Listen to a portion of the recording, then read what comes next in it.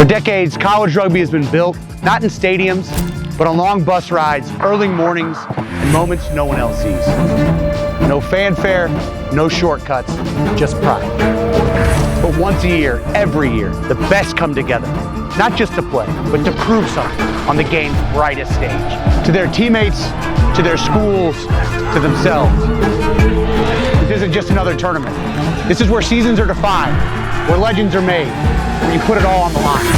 This is the 2026 Collegiate Rugby Championship. One weekend, 144 teams, 8 national champions. Let's get it started.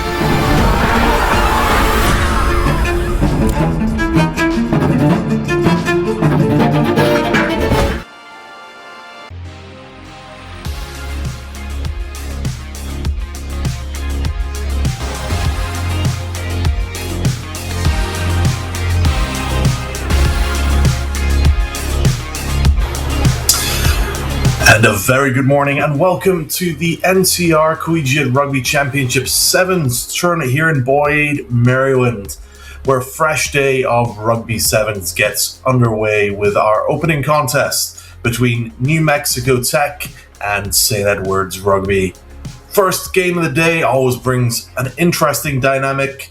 There's early energy, fresh legs, and plenty of ambition, but also the need to settle those nerves quickly and find rhythm from the opening whistle.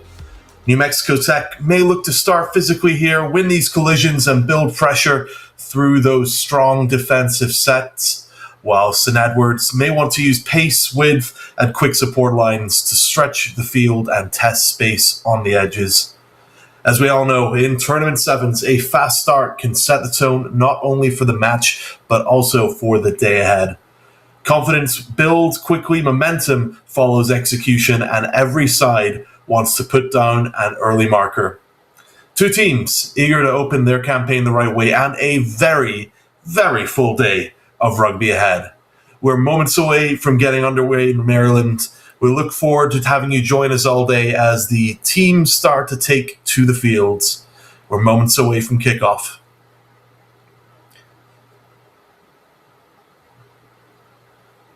Both sides today meeting each other at Field 9. New Mexico Tech, coached by Jason Oliphant and Milan van Viek. And St. Edward's, coached by Brandon Hurley and Preston Rain. And it looks like Scott Smith will be our central referee for today's game. Just a few last-minute checks, and away we go for today's first match of the NCR Collegiate Rugby Championship National Sevens.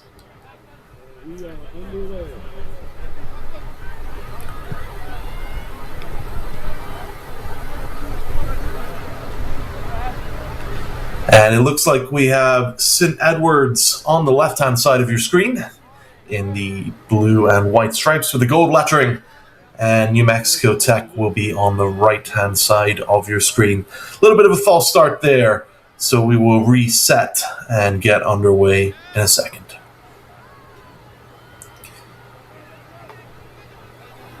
Number 23 on the screen there for St. Edward's, William Perrins from Avon, Ohio, is their scrum half.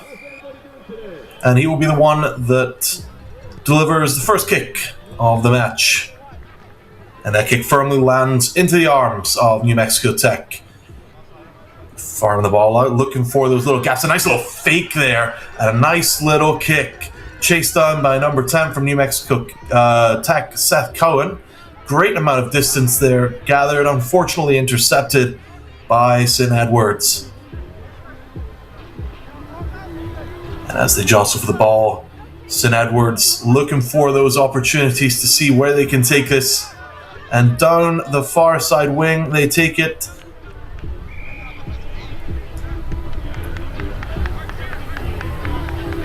And we will have a penalty in favor of St. Edward's, which will be taken by kick. And into touch it goes with a line out to St. Edward's. First line out of the game.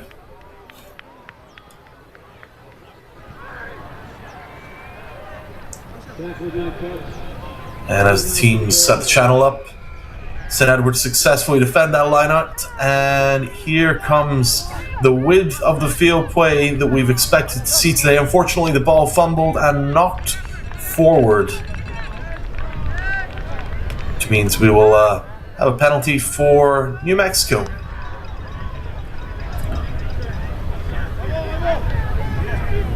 Which will be in the form of a scrum.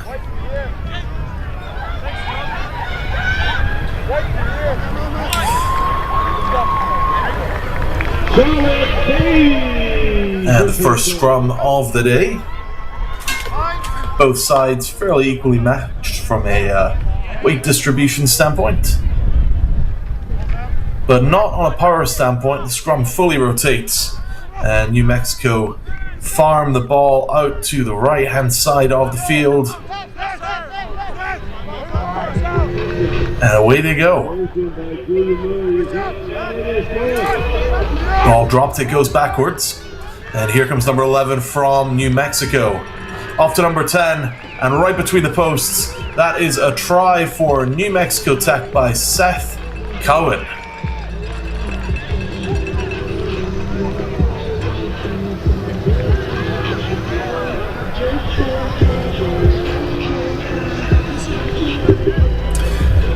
And with that being planted between the posts, the conversion is easy, and he makes it look easy, bringing New Mexico to 7 points ahead of St. Edward's. Just over 4 minutes to go in this first half. Both sides hotly contesting for those early points. New Mexico coming out on top. But it is all to play for. Around the corner, again for the break. And as we make our way back to the center, New Mexico will start us off.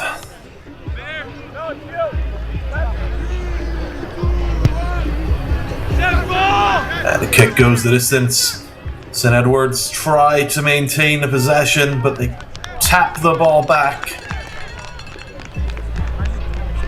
And that will be a penalty to New Mexico, which will be taken as a scrum.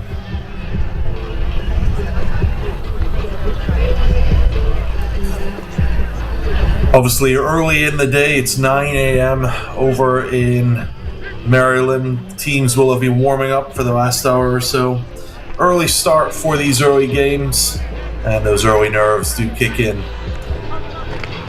New Mexico feed the ball in, pass it out, and with that commitment of bodies to the scrum, their defense of St. Edward's is not necessarily there, but they do a great job of defending against the New Mexico advances.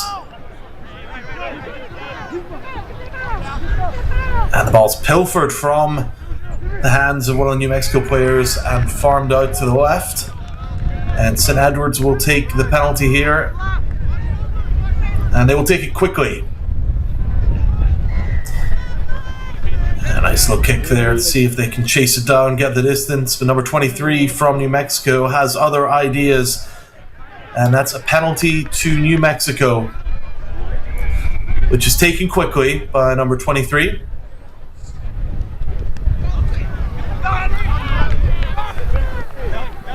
Possession transfers over St. Edward's on the bounce there.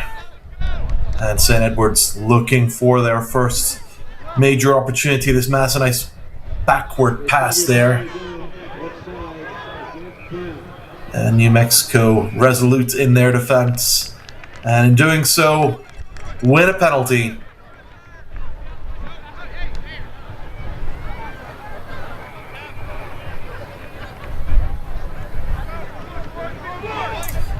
And we will have another scrum. New Mexico have done a good job at using these scrums to tie up the defense and find those gaps. And we have a penalty to St. Edward's. And New Mexico make their way back 10. And the free kick is taken.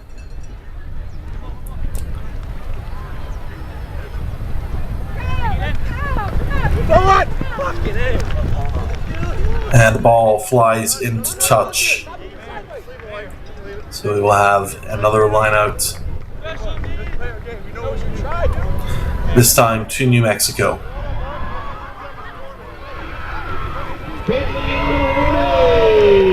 Always advantageous to have this kind of throw-in, this line-out in enemy territory.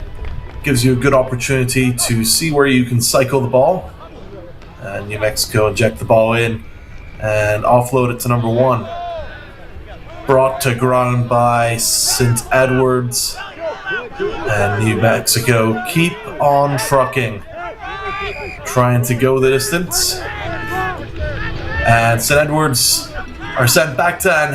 And here comes New Mexico as the clock ticks down to 0. Edging their way over the line. The ball is released in the end zone. And that is the end of our first half. Unfortunately for New Mexico, no success on that last campaign there, but it's all to play for as we go into the second half here of our first game of the National Collegiate Rugby Championships. New Mexico 7 and St. Edwards 0. We'll be right back. It's been so much fun. I love getting to meet people from different schools and different experiences. It's been surreal with everything that we've gotten to do here. I think my favorite memory has to be the flag bearing before the World Cup ceremony, like getting to walk out there with teammates and bear our country's flag before watching our country play in the World Cup was an insane moment for me personally. One of my favorite memories is probably the bus ride back after we won our first game. It was kind of quick right after we got here, but we bonded really quick with everyone and it was a lot of fun and we celebrated and had a great ride back. We wanted as a team to get experience. It was something that we sat together last semester in the fall and we decided, it would be beneficial getting to see different parts of the culture that everybody has here and how welcoming everybody was has been a real highlight for me too. We got a lot of guys that come to Northeastern all around the country and have different levels of playing, and they become lifelong friends by the time they leave Northeastern, and these trips are kind of where those memories are built. It's an absolutely great experience. I would highly recommend. A lot of planning involved, but if you get it done, it could be some of the best moments of your life.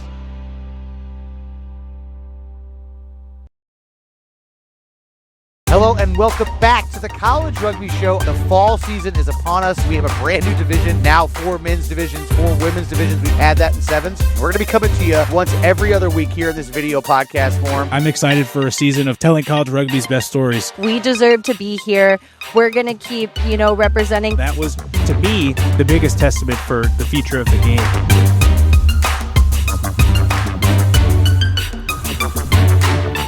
If you're on the fence of going on a tour, get over the fence. Go on the tour, reach out to Rugby Travel.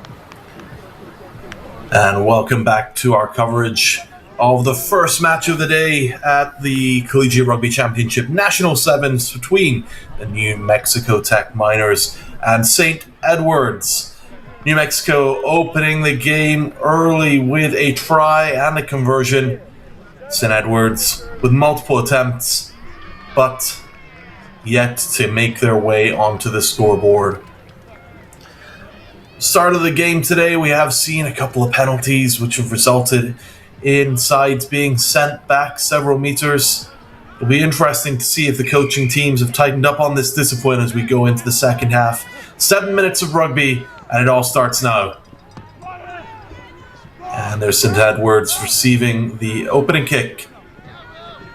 Making their way out to the wing. Phenomenal tackle there from number 11 from New Mexico. St. Edwards responds, switching sides and looking for that gap. Nice little pass there, allowed for a directional change on the field, but New Mexico are there and they're dragging their player out. And a nice little blockage there from New Mexico. Love to see it. And possession changes over. And New Mexico looking dangerous. They're on the wrong end of the field for St. Edwards. And they are dipping and diving and weaving and passing their way through the St. Edwards defense. Inching closer and closer to that all-important try line. And a nice little punt there once again. Chased down and caught by St. Edwards. And St. Edwards looking for that opportunity, very hungry. Ball knocked from the hands, but recovered. And a strip attempt. And with that, St. Edwards are sent back 10, quickly taken by New Mexico, number 1. But a reset is called by the ref once the ball sent back to the mark. And with that, the time is turned off and a substitution is made. Just over a minute gone in today's second half. Both sides showing their hunger and desires to triumph over each other today. But with that, only one team can win. And away goes New Mexico. Long passes. They find their way into the arms of St. Edwards, who switch possession. And St. Edwards here just trying to find... That's a little bit of a high tackle. Surprised the ref didn't catch that one. And another one.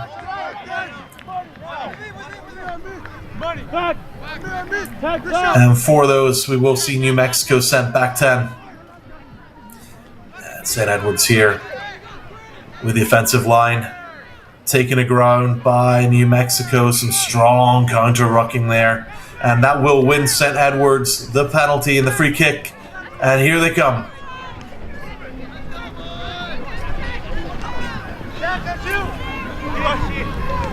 And St. Edwards taking a dash down the near side wing. New Mexico's defense always there.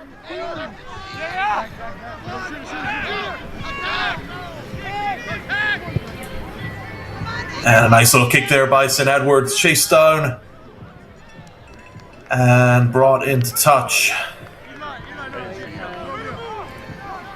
And this will be a line out to New Mexico with just under 4 minutes remaining in the second half of the first game today. And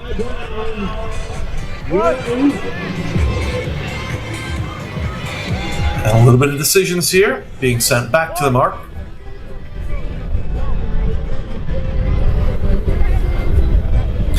And the shoelaces are being tied. Can't play rugby without a pair of boots. Or cleats, I should say. But it looks like we're all ready to go now. New Mexico attack with the line out.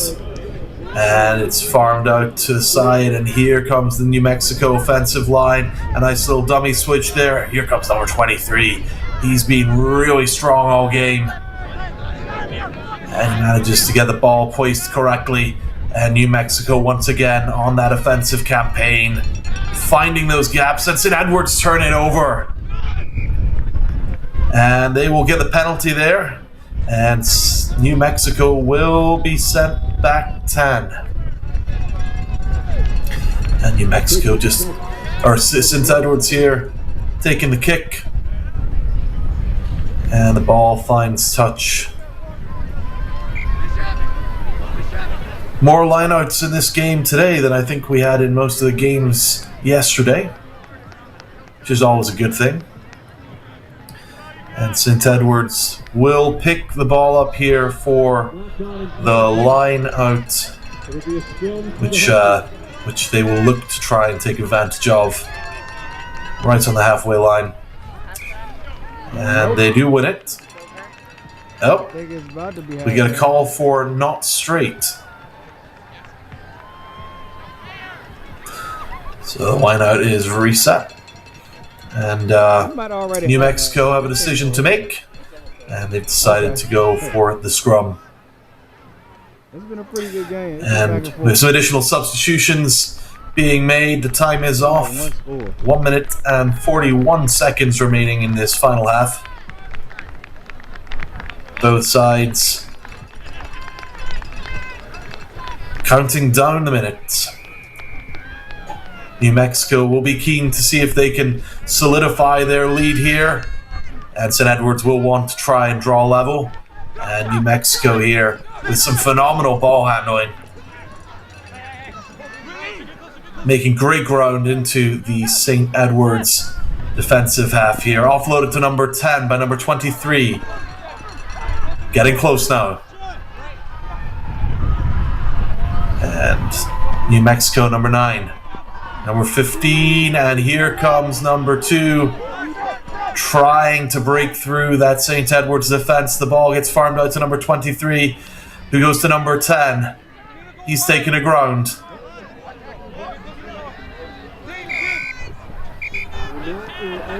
And we have a stoppage.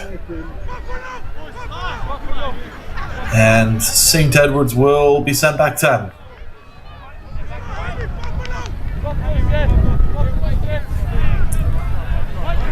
And a decision has to be made here by New Mexico. 30 seconds on the clock.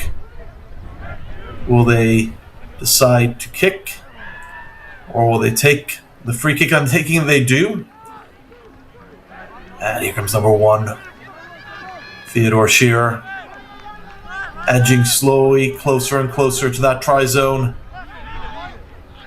New Mexico rumbling forwards. And a try they get. They've worked hard for it. They've gone through so many phases over the last few minutes. And let's watch that again. As you can see here, just this jostling and fighting for this. Ball is planted down there.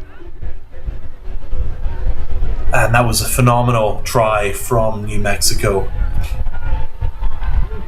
And the last play of the game by the looks of it. Conversion, unsuccessful, but I don't think they're going to care too much about that now at this point. Brings our score to New Mexico 12, St. Edwards 0. And apparently the referee still has some time on his clock. So we will restart. And the ball finds the hands of St. Edwards, who come out of the gates like the clappers. Number 7, James Williams, offloads to number 21, Sebastian Pratt, back to number 7. And the ball turns over to New Mexico. Phenomenal run there from St. Edwards. But to no fruition. An attempt at a kick into touch. Doesn't quite find its mark at this point. Recovered by New Mexico. And it will be a St. Edwards penalty, but instead we will go to full time at this game. Full time between New Mexico Tech and St. Edwards, New Mexico Tech 12. St. Edwards University 0. Hard fought match between both great sides. We will be picking up a game in just a few seconds' time. Don't go anywhere. If you're on the fence of going on a tour, get over the fence. Go on the tour, reach out to Rugby Travel Ireland. They've been incredible to work with. They've been so kind, so knowledgeable, and just so professional throughout the whole process. So I cannot endorse them enough. It's been an incredible experience here on the ground. The girls are having an amazing time, and so am I. So if you're thinking about it, just make the commitment, do it, and we'll see you here.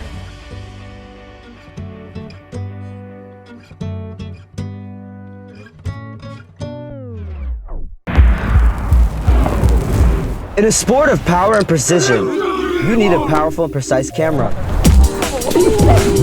Analyze your game.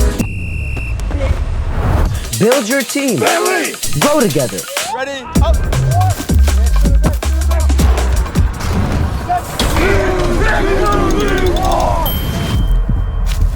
Video captures moments.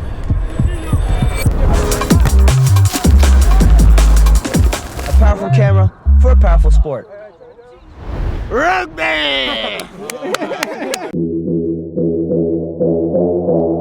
Consistency on 3. 1, 2, 3.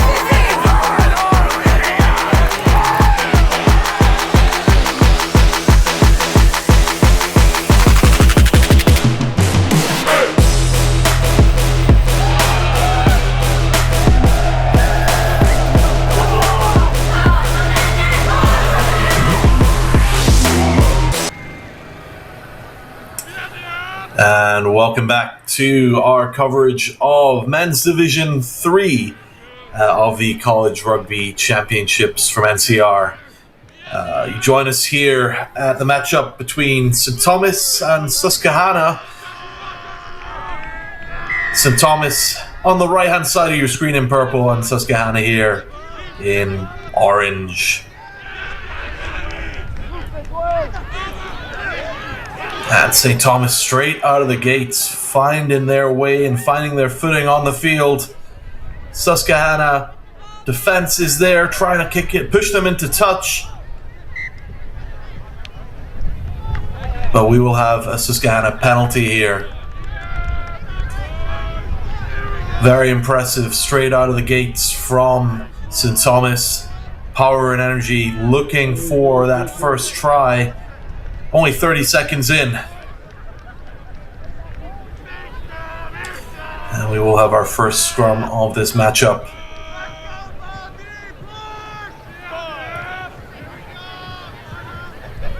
And the scrum engages. And Susquehanna feeding the ball and farm it out. A nice option for a kick there. Chased down. Finds its way into the hands of Susquehanna, and St. Thomas will be sent back 10. Oh, sorry, we had a knock on there. So we will have a scrum.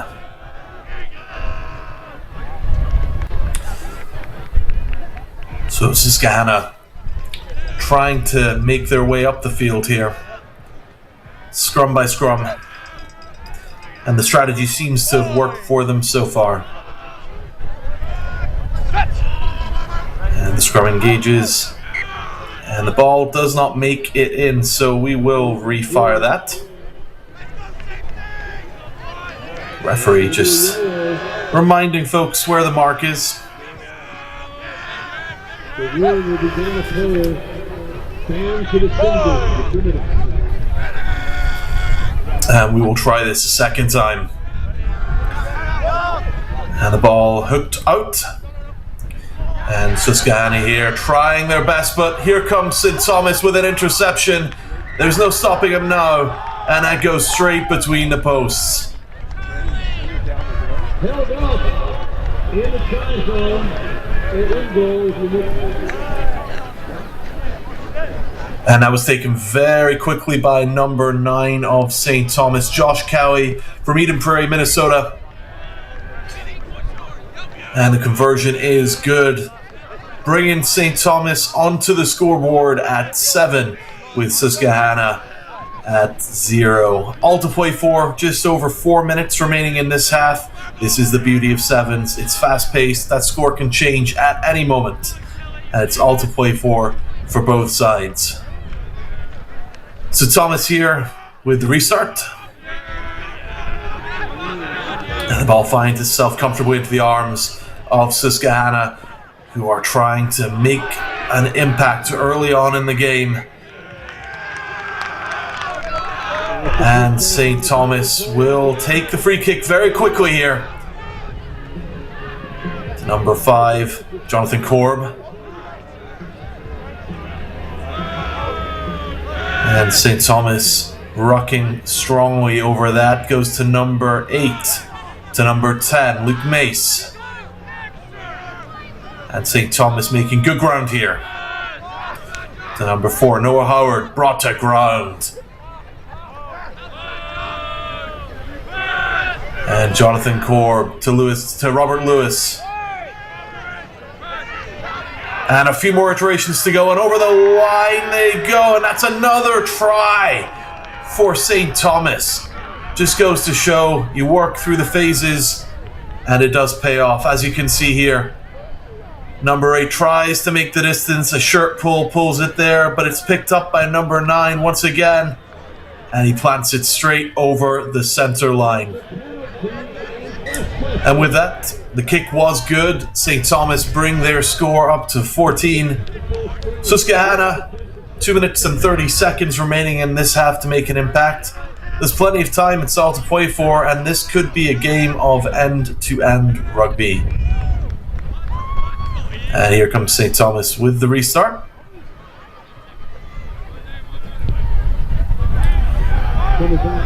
And the kick is good, and it finds itself into the arms of Susquehanna, and they are looking to see where they can take this, and the pace out of that tackle is incredible.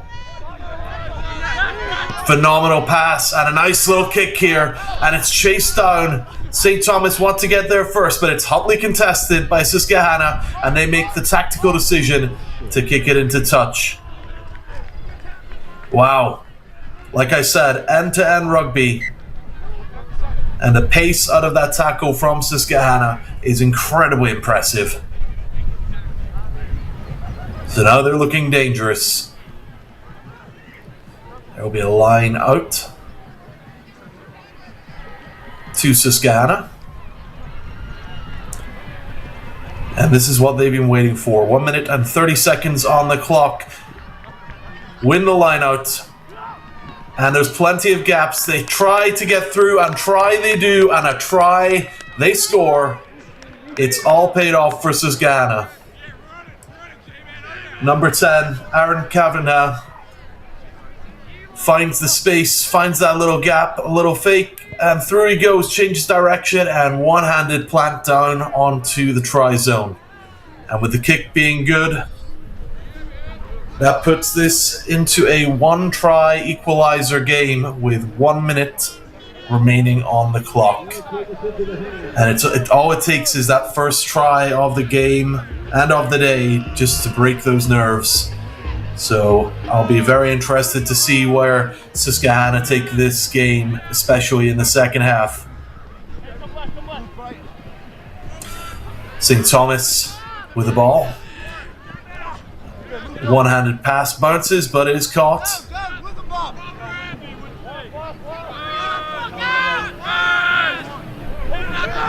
And here comes St. Thomas, taking some depth in their offense, taking a ground by Susquehanna, and just trying to find that space, weaving, avoiding tackling, eventually taken down. Well recovered on the bounce there by number 9. And a nice little kick there, chased down. St. Thomas trying to get there first. Nice little kick once more time. Oh, very well recovered, and a phenomenal try there. Just goes to show when you make that kick and you commit to it, it is possible. That try there scored by Noah Howard from Wilmette, Illinois. And some phenomenal on-field decision-making there. Susquehanna trying their best with that defense there. Well chased down, but unfortunately didn't go the distance. And with that conversion, we do reach our halfway point of today's fixture, with the score standing at St. Thomas 21 and Susquehanna 7. We'll be right back in just a few minutes for more nail-biting end-to-end action as we pick up the second half in just a few seconds.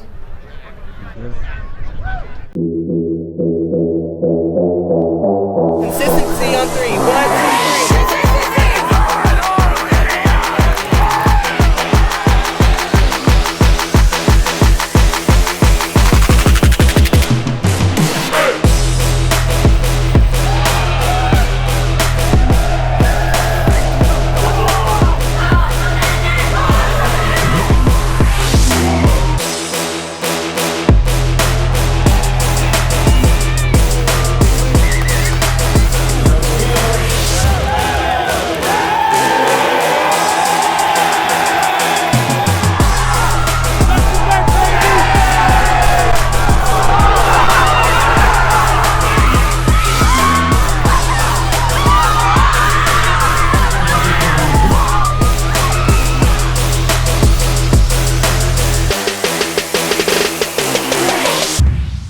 We are having a rugby tour in Newcastle, England with the All-Americans from NCR, and we're having an incredible time. So these tours are so incredibly important for our All-Americans because they get to up their skills by having coaches that they don't normally work with, teach them new skills, new drills. And a very warm welcome back to our continued coverage of the second half of the fixture between St. Thomas and Susquehanna. St. Thomas dominating the first half, but it is all to play for Susquehanna here. They've offered some strong defense. And when the offense came through, they found the gaps, they found the spots, and they had a phenomenal chase down try in the first half. They'll be keen to continue that trend, as will St. Thomas be keen to try and shut it down and press their own advantage. We're just waiting a few seconds for the centre match official to make his way back to the centre spot so we can get underway. Despite having a few delays yesterday due to severe weather, we did finish out a fantastic day of rugby here on NCR TV. Looking at the weather so far, and I don't want to jinx it like I did yesterday, it looks like we may have a little bit less precipitation and hopefully a little less lightning activity as well.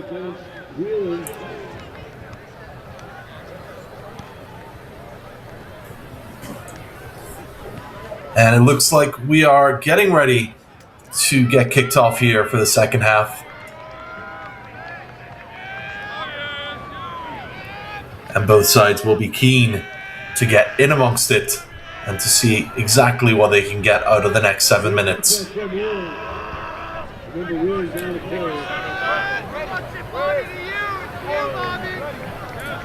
Good number of supporters as well on the sides here.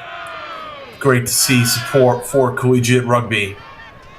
And this is the biggest collegiate rugby tournament in the United States, with 300 matches taking place over the next 3 days. St. Thomas will restart us here with a free kick. And a quick tap is taken, and here comes St. Thomas. Turns on the Jets.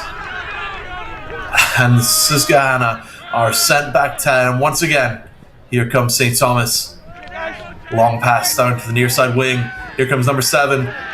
Parries to the side. And that's a phenomenal try there from Tate Peterson from St. Thomas. He's totally jazzed about it, as you can see.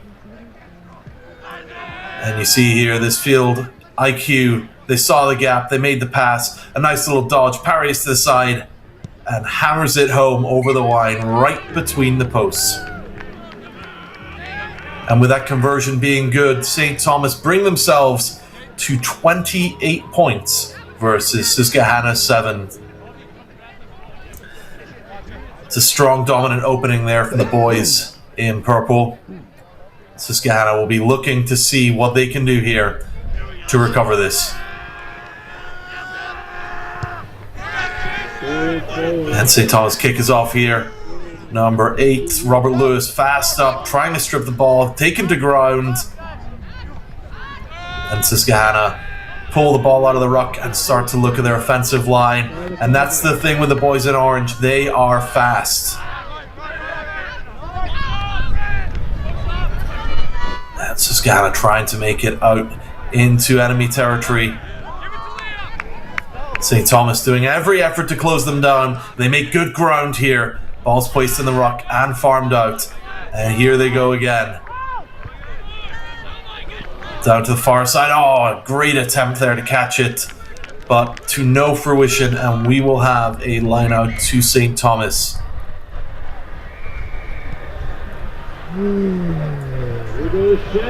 Yeah, consistently impressed in this game with Susquehanna. When they get the ball and they turn the Jets on, they've got some incredibly tall players with very big stride lengths. Just looking at the player heights on our roster here, they do have a good couple of inches of height extra on average in comparison to St. Thomas, which does give them the advantage with pace and stride length. But St. Thomas are very fast as well. Susquehanna kick the ball backwards and forwards. trying to find some hands to put it in, but St. Thomas are given the free kick and they take it, and they take it quickly. Again, here comes Tate Peterson with the offload. Ball is knocked forward, but into the hands of Susquehanna, and the referees decided that we will have a penalty here.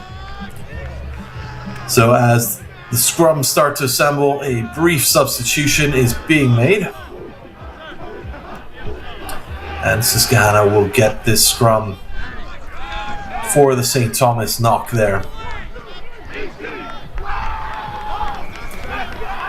And fresh reinforcements being brought on for Susquehanna as they start to form their offensive lines here.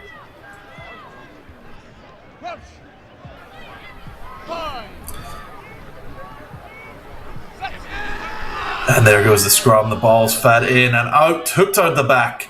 And here comes Susquehanna. They're running to the right-hand side of the pitch. And as I said, they're looking to get into their stride, get some pace going. And diving through that defense from St. Thomas, make a good couple of meters there. Grinding through these phases. Exhausting work. Ball goes backwards. Susquehanna have the opportunity to pick it up, run with it. St. Thomas hungry to see if they can steal possession here. 3 minutes remaining in this second half. And a nice little chip there finds its way into the hands of St. Thomas on the bounce.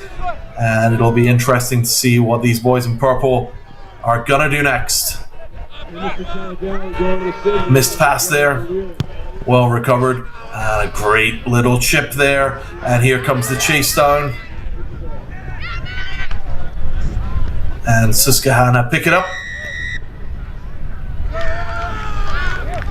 And we will have a back 10 for Susquehanna there. And St. Thomas will be pleased with this. Right on the edge of the 22. And a long pass there finds its way just above the ground into the hands of St. Thomas. Going all the way, here comes number 10, Luke Mace. Luke Mace, and goes over the try line, and that is another try for St. Thomas by Luke Mace from Woodbury, Minnesota. If you look at these phases of play here, you can see exactly what we're talking about. They try and get as much ground as they can. A quick little pop pass there as he's about to be taken to ground, and it finally makes its way over the line. And number 7 here, Tate Peterson, attempts the conversion, but to no avail.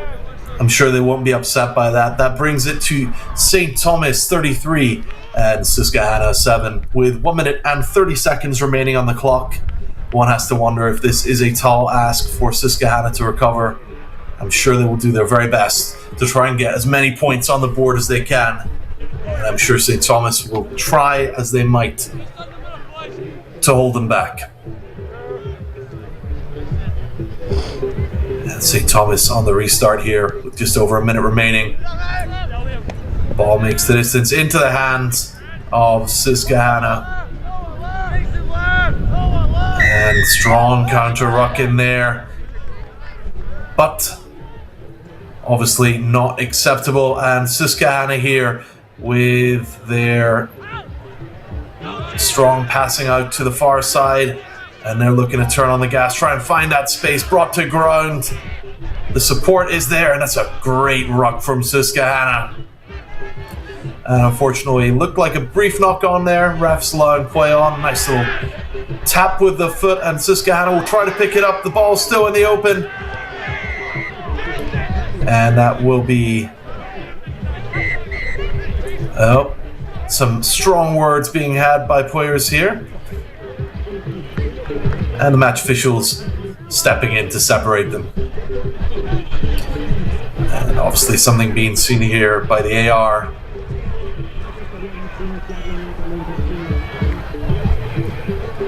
Let's see if we can pick that up on the replay. Oh, sorry. Here we go. As you can see, ball is picked up here. Yeah, the break and play, I think it may have occurred a little earlier in the quip. It may have been at the signal of the AR. But both sides being separated there. Captain's having a quick chat with the match official. And looking for a decision on the field as to what we can expect to occur next. 11 seconds on the clock.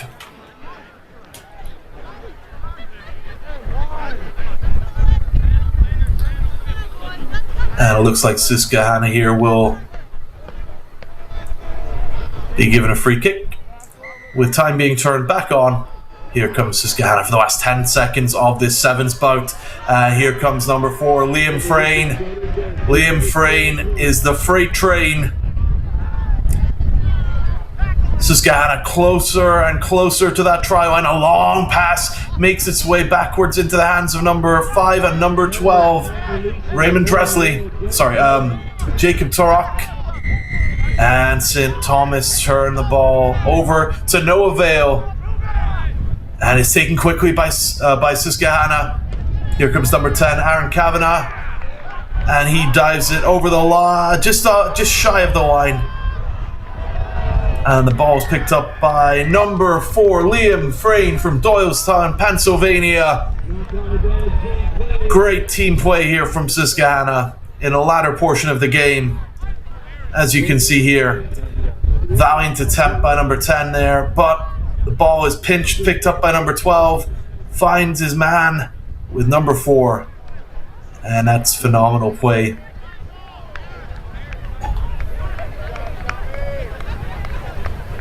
And I think we're determining whether or not the conversion will take place. Both teams congratulating each other, and the player on the ground has jumped up with the AT there. And it looks like we have a conclusion of our play today on the field. Final score in this match: St. Thomas 33 and Susquehanna 12. We'll be back in just a few moments with some more nail-biting 7's rugby on NCR TV. Don't go anywhere. We are having a rugby tour in Newcastle, England with the All-Americans from NCR, and we're having an incredible time. So these tours are so incredibly important for our All-Americans because they get to up their skills by having coaches that they don't normally work with, teach them new skills, new drills, new ways to apply their points of difference in the game. They get to experience a new culture out here, new foods. I'm sure most of them haven't had beans on toast ever, and they're definitely experiencing that here, but they're also getting a chance to watch players that they look up to playing in the Women's Rugby World Cup here in England, which is incredibly important for them to see these people, because if you could see it, you can be it, and we are so happy that our athletes can see the Eagles, and I know they also want to be the Eagles, so this is a massive opportunity for them. We usually do a shorter 7's trip in the spring, but nothing abroad that I've been a part of.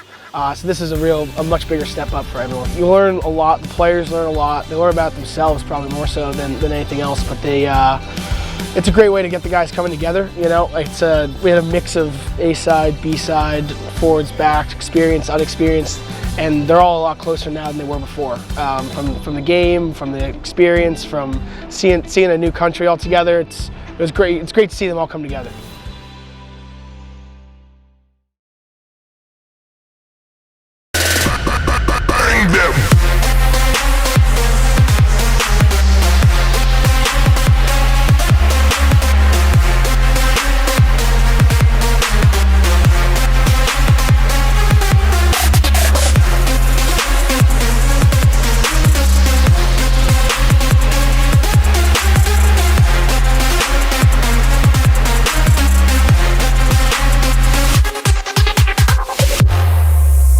It's been so much fun. I love getting to meet people from different schools and different experiences.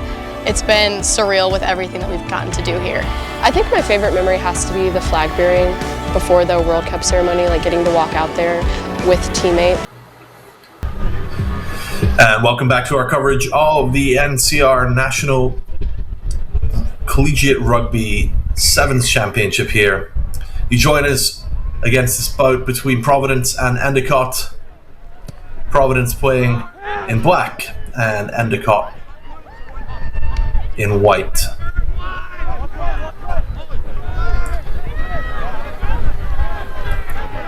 Providence with a strong start here.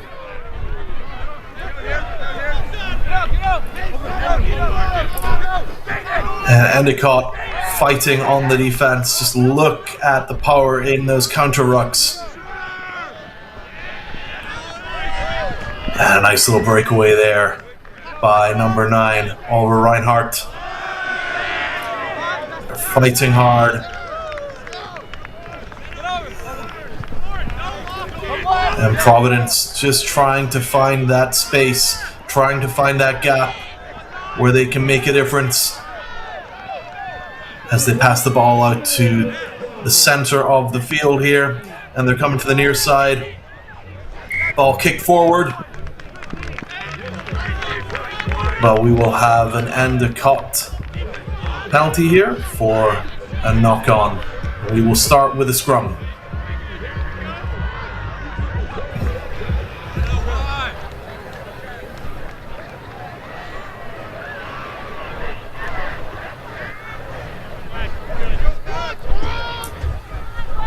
First scrum of the day, and Providence, weight-wise, do have what seems to be a bit of a larger front row, and we'll see how they defend against this. And Endicott managed to get a ball hooked out, and down the left-hand side wing, the gas is turned on here by number 15, Jack Lewis from Quinton, Massachusetts. And he scores the first try of today's match. And we'll take a look at that again, but it's a testament to just how important finding those spaces are and turning on the wags. And look at the pace here, arms pumping, and he gets in front of that Providence defense to stamp his ticket as the opening try of this match. Oh, and it's straight off the post. That is always frustrating. So close, but not close enough. And with that misconversion, the score 4 minutes and 26 seconds. Providence 0, Endicott 5. And Endicott will start us off again here.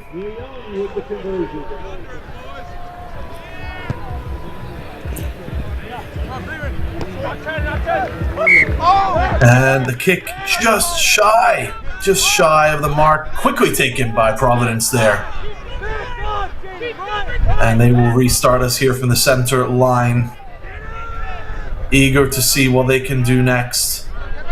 Nice little pass there, finds its way to the wing, and the ball finds its way into the hands of number 9 for Providence, Oliver Reinhardt.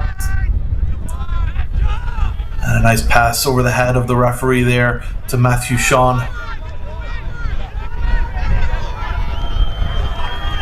And once again, out to number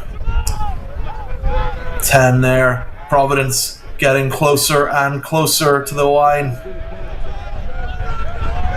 And here they come, number 7, trying to find that little extra bit of pace. And once again, Providence working the full width of the field. They make the kick into Endicott territory, but they recover the ball. And Endicott here looking to see where they can find that space, where they can push the balls in the open. It's re-picked up by Endicott. 2 minutes and 45 seconds remaining in this half.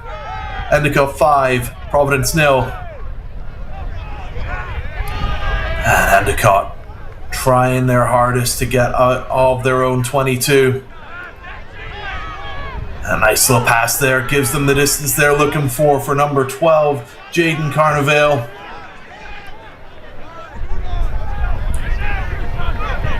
And Endicott there with a nice little chip. It's going to be chased down by one of their wings there. He knocks the ball forwards, and the referee picks that up. He's mad about it. Number 9, Michael Petrelli. And rightfully so. It is frustrating, especially when you see that field IQ of that kick that went across to him. great opportunity. Unfortunately, didn't quite make it, but Endicott will be keen to see what they can do here to defend against the boys in black from Providence.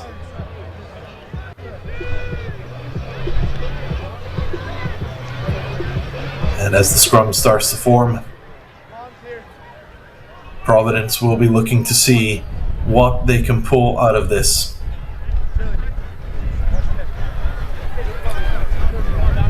A lot of shoe tying today. And here we go. As the scrums start to form, they will be thinking, what is going to happen next? And the ball is hooked out.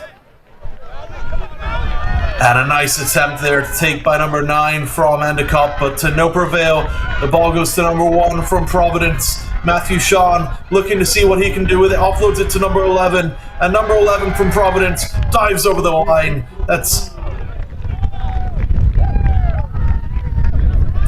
Well, unfortunately, we don't have that number on our roster, but a great try there from Providence. Finding the gaps, looked around, saw he wasn't alone, dives through the Endicott defense. And here comes Emmett Darby with a conversion, which is good, which gives Providence a 2-point lead over Endicott. Providence 7, Endicott 5, with the clock running down in the first half of today's third game. And as the teams make their way back to their respective halves to restart, Providence will do the honors.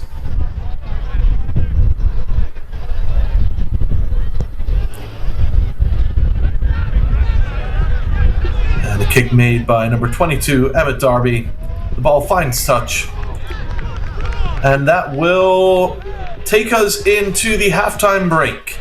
What has been a hotly contested match between Providence and Endicott has given us a halftime score of Providence 7, Endicott 5. In just a few minutes, it will be all to play for, and both sides will be champing at the bit to see where this goes. Join us in a few moments as we pick up our coverage of our match between Providence and Endicott on NCR TV. Don't go anywhere. It's been so much fun. I love getting to meet people from different schools and different experiences. It's been surreal with everything that we've gotten to do here. I think my favorite memory has to be the flag bearing before the World Cup ceremony, like getting to walk out there with teammates and bear our country's flag before watching our country play in the World Cup was an insane moment for me personally. One of my favorite memories is probably the bus ride back after we won our first game. It was kind of quick right after we got here, but we bonded really quick with everyone and it was a lot of fun and we celebrated and had a great ride back. We wanted as a team to get experience. It was something that we sat together last semester in the fall, and we decided, it would be beneficial getting to see different parts of the culture that everybody has here and how welcoming everybody was has been a real highlight for me too.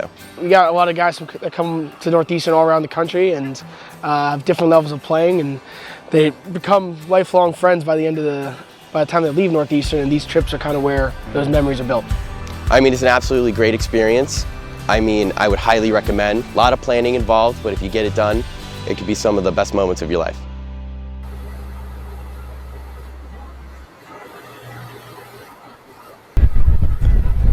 And welcome back to the second half between Providence and Endicott.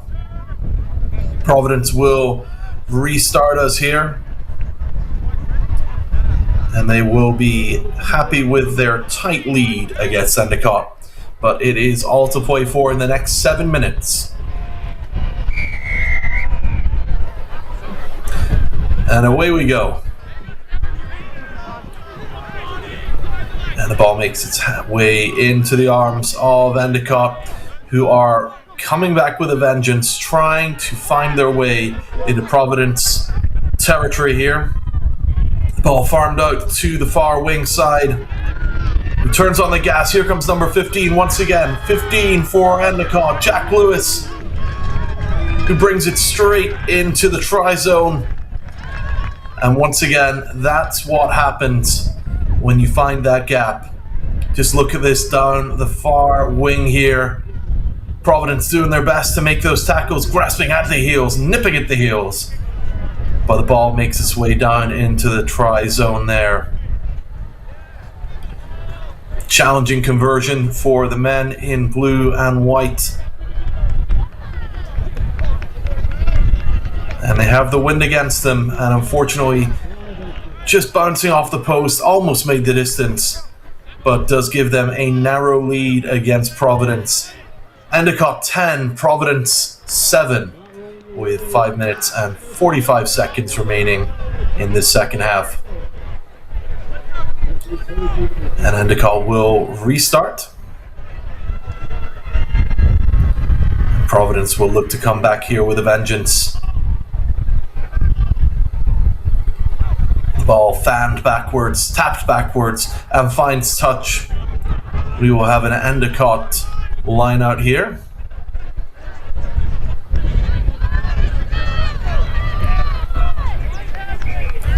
And this could be a challenging one for Providence to defend. They're in the danger zone. But defended they do. Grasping possession, and they're going to look to see where they can take this. Nice little dodge there.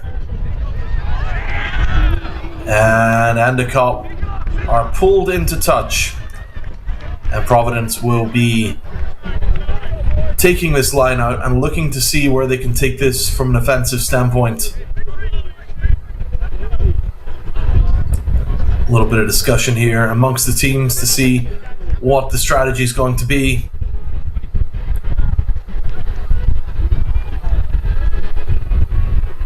And if you look at the AR's flag, you can see there is some wind in Maryland today, which just makes things all that harder. But Providence turning on the gas, making it look easy. Chased down by number 15, Jack Lewis, but it's no match for Kevin Kirkwin, who slams the ball down in Endicott's try zone. And wow, what a phenomenal run that was.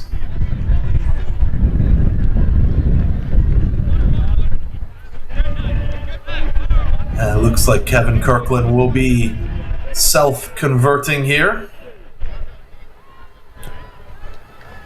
And the kick is good, giving Providence a comfortable, but not too comfortable, 4-point lead over Endicott.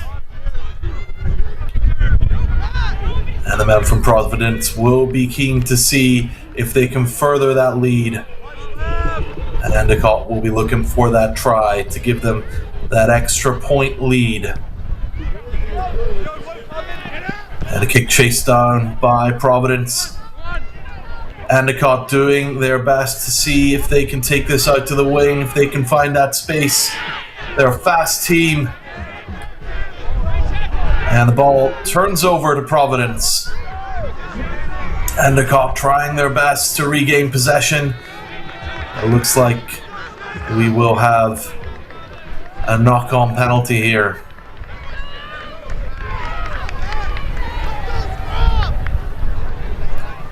As both sides make their way to set up the scrum, we have just over 2 minutes and 30 seconds remaining in this second half. With the scrum taking place just shy of the halfway mark. This is anyone's ball to defend or use, and Endicott driving over, and a great tackle there. With possession turning over to Endicott, that's exactly what you want to do when you're defending in those scrum scenarios. A little bit of a fumble, but well recovered there by Endicott by number 12, Jaden Carnevale. And he's looking to go all the way. He's got the support. And they farm that all the way out to the wing, where there is a sea of Endicott players. They're there to support. And they will take the quick free kick there. Diving over the line, that was phenomenal play there from Endicott. Doing exactly what they wanted. Try there scored by Cooper Loyso from Wilmington, Massachusetts. And that is textbook. And Endicott here setting up for this conversion. Again, kicking into the wind, so we need some power on this if you're going to get the 2 points. And unfortunately, although it makes the distance, it does not make it between the posts. And this is a narrow lead for Endicott with 45 seconds remaining. Everyone's nerves will be tight.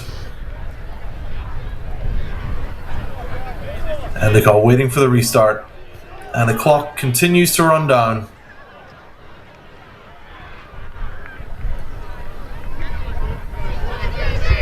Providence, I'm sure, hoping they will move quickly.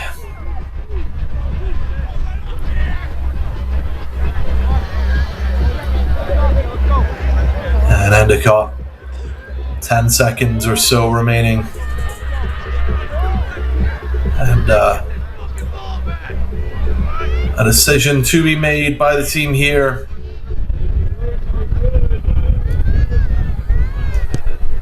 As they make the kick and find its way into the hands of Providence. Great tackling there from Endicott. And in doing so, they win the free kick.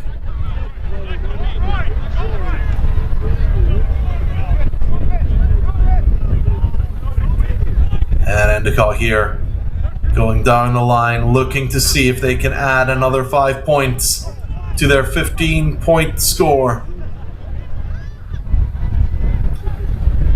But everywhere they go, a sea of black jerseys accompanies them. Trying as they might to bring them down. Great ground there, gained by Endicott. And here they come one more time. One final push from Endicott. Looking to see if they can give it all they can. But Providence prevail. Great defending. And down their offensive line, the ball goes and they find a gap. Chased down by number 10 from Endicott, Owen Swanson. And with that whistle, this tightly contested match between Providence and Endicott comes to a conclusion, albeit a very tight one. Final score on field 9, Providence 14 and Endicott securing a narrow win with 15. We'll be right back in just a few moments with our continued coverage of the Collegiate Rugby Championship National 7's here on NCR TV. Don't go anywhere. We wanted as a team to get experience. It was something that we sat together last semester in the fall, and we decided, it would be beneficial getting to see different parts of the culture that everybody has here and how welcoming everybody has been a real highlight for me too. We got a lot of guys that come to Northeastern all around the country and have different levels of playing, and they become lifelong friends by the time they leave Northeastern, and these trips are kind of where those memories are built. It's an absolutely great experience. I would highly recommend. A lot of planning involved, but if you get it done, it could be some of the best moments of your life.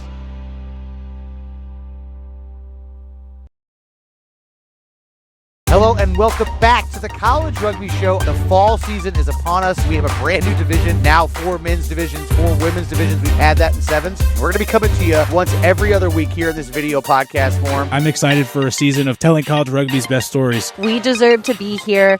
We're going to keep, representing. That was, to me, the biggest testament for the future of the game.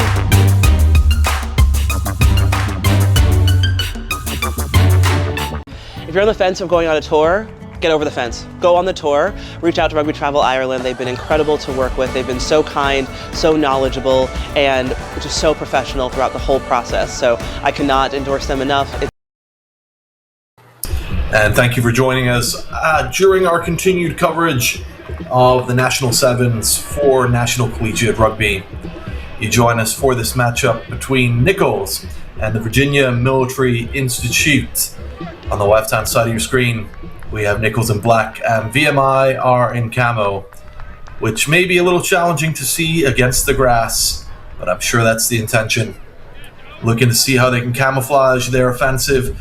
Keeping us on the straight and narrow for today's game, we have Josh Bond, who's going to be assisted by Anthony Lovegrove and Eric Ruff. And Nichols, get us started here. And VMI, Virginia Military Institute, or as Lincoln called them, the West Point of the South, take possession and look for those spaces.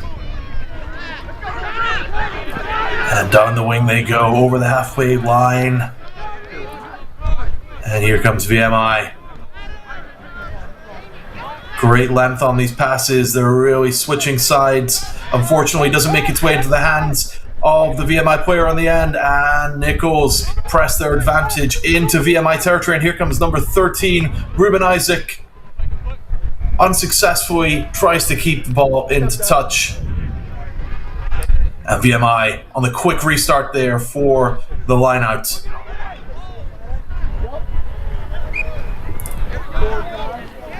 And it looks like that pass may have been forward.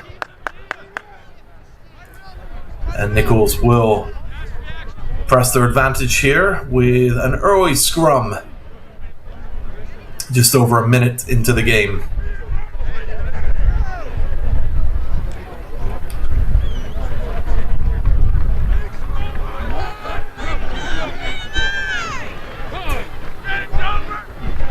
And the scrum engages.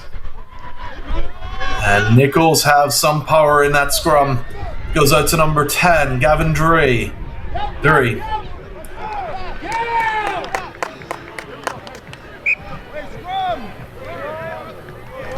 And we will have a VMI penalty here.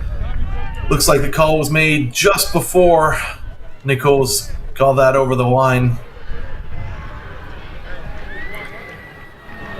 And Virginia will try to see how they can get this ball as far away from their try line as possible. But Nichols have other ideas, and they will take possession in a very dangerous little spot here.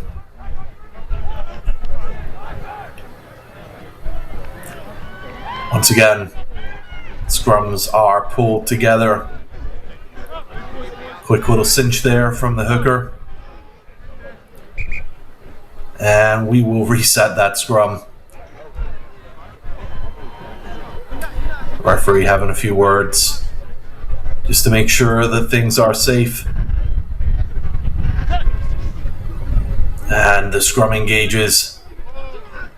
In goes the ball. And here comes Nichols.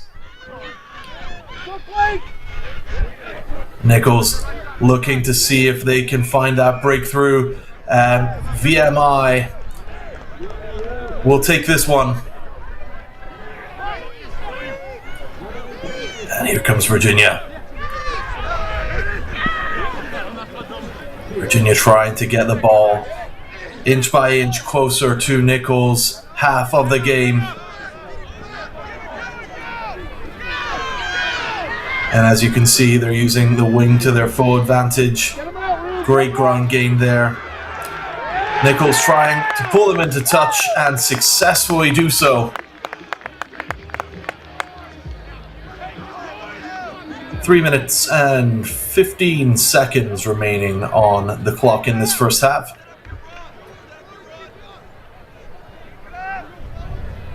And Virginia will try to defend this line out. Nichols with a whiff.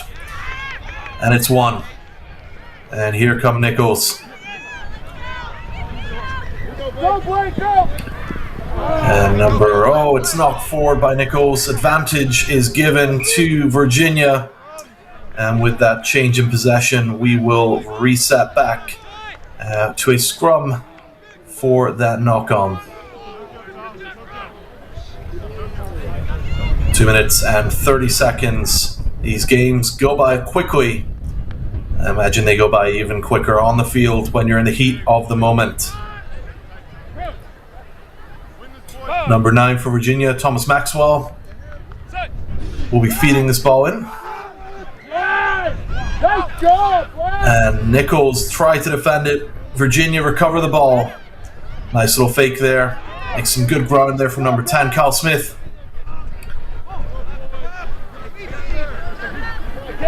And here comes Virginia once again.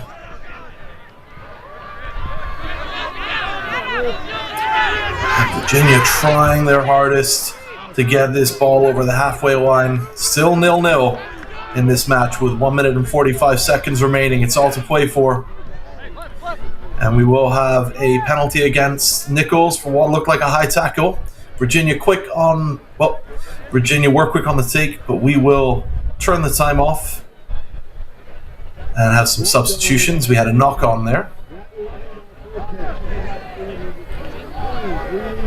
So as those substitutions make their way onto the field, a little bit of water for the boys and some subs for Nichols.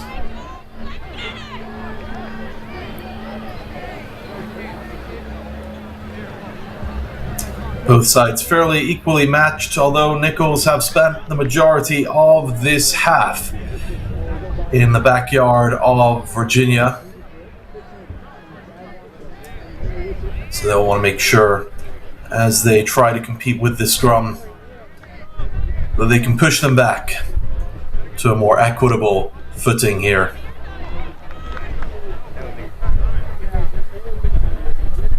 And the scrums are assembled. And the time goes back on. And here comes Virginia with this scrum. They did well in the last one. They'll be looking to see what they can get out of this one. Fortunately, the scrum needs to be reset.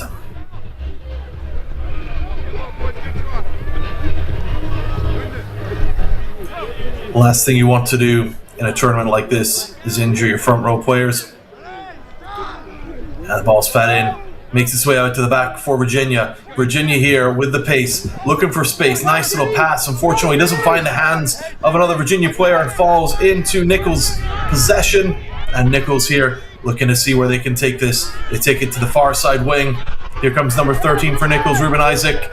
Ruben Isaac here, trying to find his way to the try line. And find it he does. Nichols will be the opening scorer for this match. Ruben Isaac there with a phenomenal display of spatial awareness and pace. Just look at him go. VMI try their best to bring him to ground, try to take him out to the back of the try zone, but to no avail. And Nichols will try their level best here for the conversion. And the kick falls just short of the uprights. And Nichols will restart us here as the clock goes red.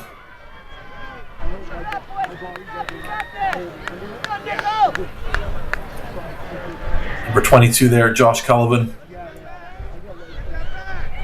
will make the kick. And lands on the bounce into Virginia possession.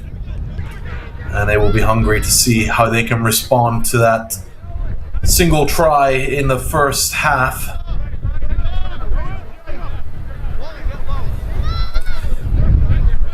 Nichols there, always ready for that tackle.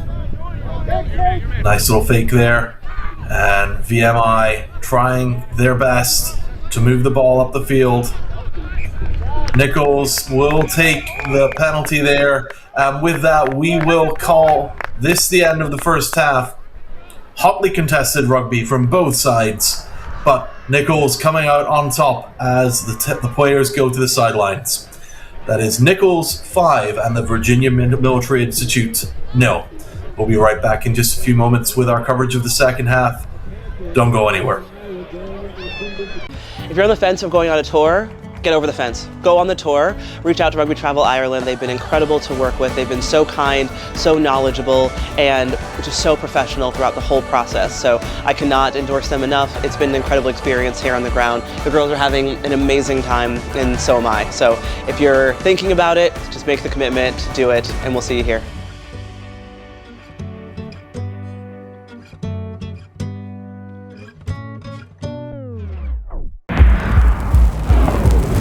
In a sport of power and precision, you need a powerful and precise camera. Analyze your game. Build your team. Grow together. Ready, up.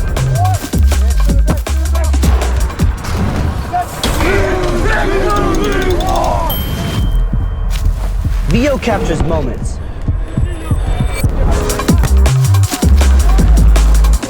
A powerful camera for a powerful sport. Rugby!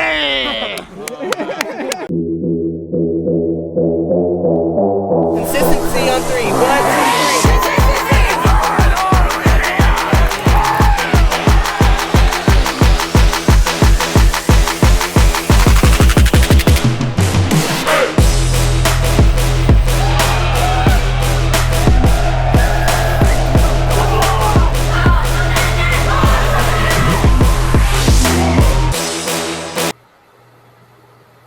And our coverage continues here on NCR TV of this closely fought matchup between Nichols and the Virginia Military Institute. Virginia starting as there with the kick on the half. And Nichols looking to see if they can add an additional 5 points to their scoreline. Virginia, a nice sharp pull there. And a great tackle. And Virginia knocked the ball into touch off the knee. Or sorry, Nichols will knock the ball into touch from the knee, and we will have a knock-on penalty. Time will go off, and we will have substitute. I think warranted confusion there from the Virginia boys. I think they think it went into touch, and they could take the line out quickly, but the referee also noted that prior to the ball going into touch, it was knocked on by Nichols. So Virginia defending just shy of their 22 mark here. And they will want to try and use these bodies that are tied up to try and see where they can take this ball. Nice little passes here from Virginia. And they made some good ground. Nichols there, resolutely defending. And the ball is scooped up by Virginia. And they will look to see where they can take this.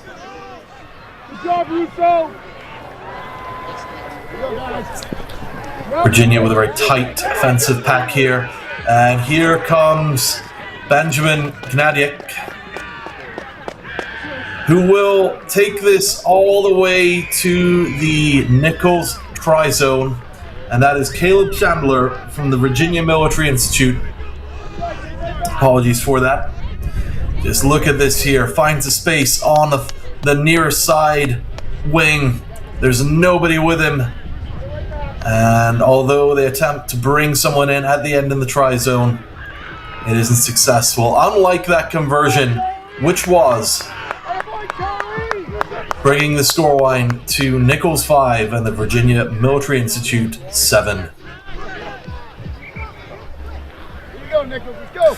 And a time will go off, and there will be no substitution, so we will restart. And here comes Virginia. Nice deep kick into Nichols territory. Nichols here, eager to gain some land back. And Virginia looking for the defense. A nice little wrap there. Brings Nichols to ground. Quickly taken out of the ruck.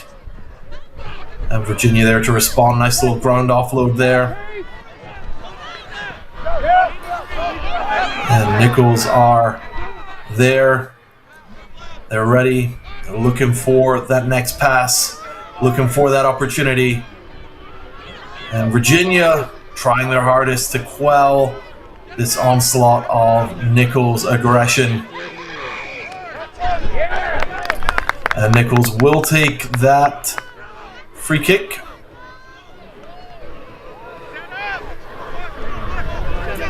And the ball is passed to number 22, Josh Collivan, who will lead the Nichols restart here. Nice little quick tap. And across the breadth of the field go the boys in black. Balls passed backwards. Couldn't find an owner. Scooped up by number 21, Noah Russo. And Virginia will prevail. A quick take there. They run straight into the Nichols defensive pack. Number 13 for Virginia, Aiden Wood. And Virginia will look to find that space, look to find that opportunity. Have they found it on the far side wing? It looks like they might have. Here's Caleb Chandler once again. Second try, and this time he dots it right down in the center of the posts. Looking at that again, really great on-field awareness from Virginia. They found Nichols' weakness, they found that space, and Caleb Chandler exploits it to the tune of 5 points for the Virginia Military Institute. And with that conversion being good, it gives them a comfortable lead of 7 points with 2 minutes and 25 seconds remaining. Anything can happen in 2 minutes in 7's rugby. We've seen it in this tournament. And Virginia will restart us here. Chandler there just getting a bit of breath. Can't think why after that large run. Ball doesn't go the distance. It bounces into the possession of Nichols. Virginia looking to see, can we bring this ball into touch? Nope. Nichols has other ideas. And the ball is knocked forward by Nichols. We will have a knock on. And we will have a Virginia penalty. But not before some substitutions are made. I have to say, this is one of the more tightly fought matches that we've seen in this tournament. And the clock goes back on, and Virginia will have this scrum. And the ball is pulled out there, and here comes Virginia. And they want to see where can they take this. And Virginia with a nice little pass there over the head, little skip pass. Nichols pressing their defense here. And here comes Virginia. Here they come, number 13 for Virginia, Aiden Wood. Chased down by Joy Yarsley, but unfortunately for Nichols, that is not successful, and Virginia give themselves a comfortable 14-point lead. Yeah, he just turns the gas on here, finds the space. Nichols try their best to get in the defense, but the breakaway is just too good. And Caleb Chandler makes a valiant attempt there for a conversion, but is unsuccessful. 30 seconds or so on the clock. And Virginia will restart this.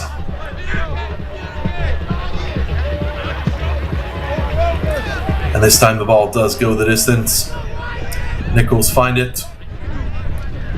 And Nichols are looking to try and get another 5 points on the board. Good counter-rucking there.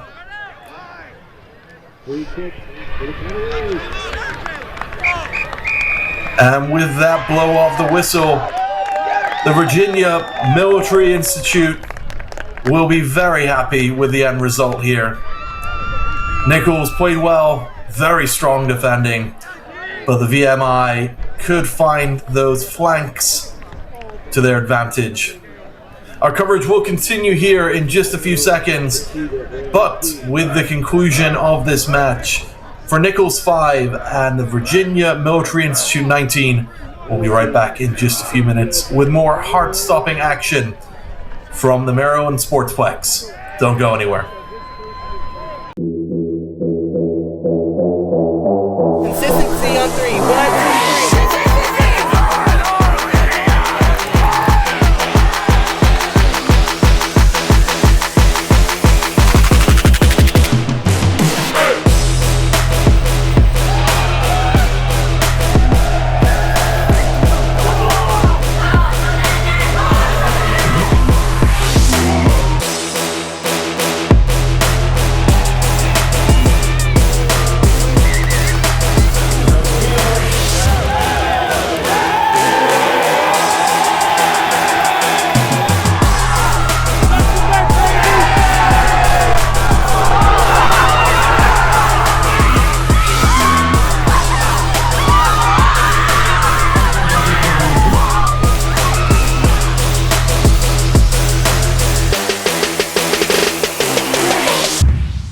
We are having a rugby tour in Newcastle, England with the All-Americans from NCR, and we're having an incredible time. So these tours are so incredibly important for our All-Americans because they get to up their skills by having coaches that they don't normally work with, teach them new skills, new drills, new ways to apply their points of difference in the game.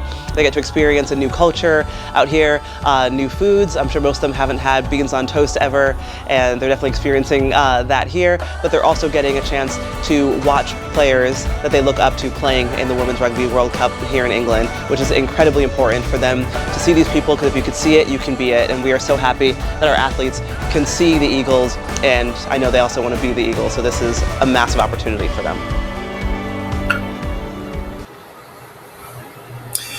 And welcome back to our coverage from the Maryland Sportsplex here. A battle between the Carolinas as the Citadel in red play against Duke.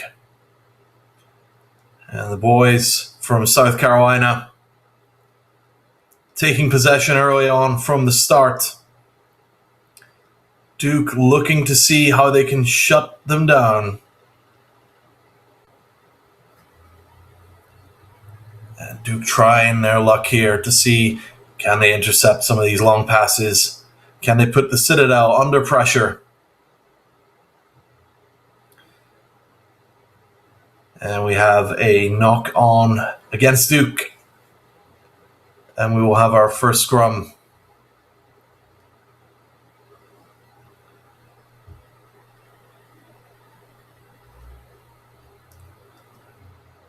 The boys from North Carolina, from the Research Triangle, will be defending this one. And here comes the Citadel, fast out of the scrum, out to the far side wing, looking for a gap. Trying to bring down the Citadel. But they managed to keep it in touch. And they switch to the near side of the field.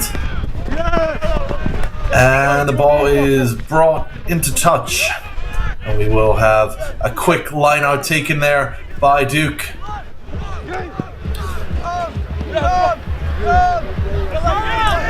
And the ball bounces backwards into the hands of Duke.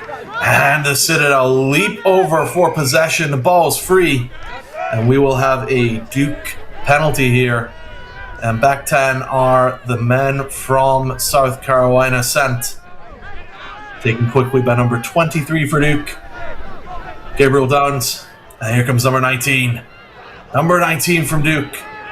And he is on full afterburners, bringing it into the try zone.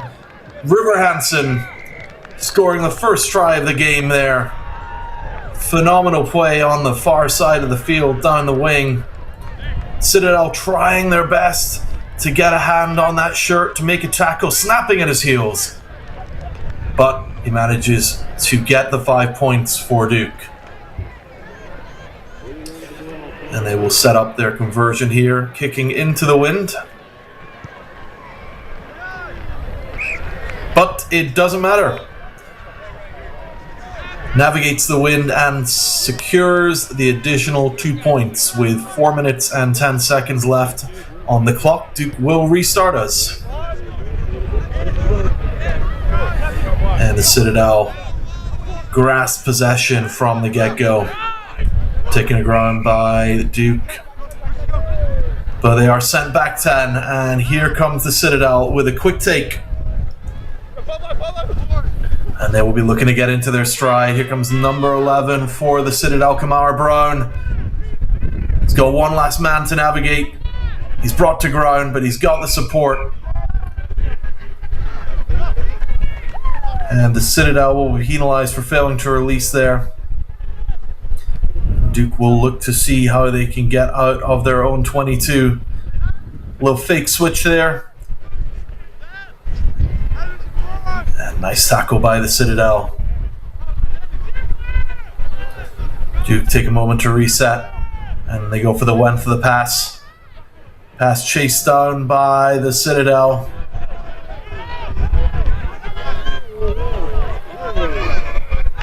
Grab from the shoulder. Gonna get penalized for a high tackle there. And I think a few words here are going to be had, and we will have a scrum.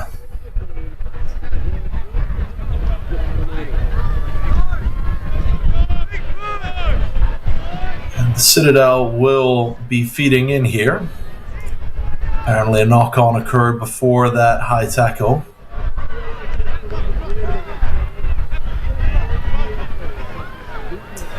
And as the scrum takes shape, the ball's fed in by the Citadel by number 10, Gabriel Sherman.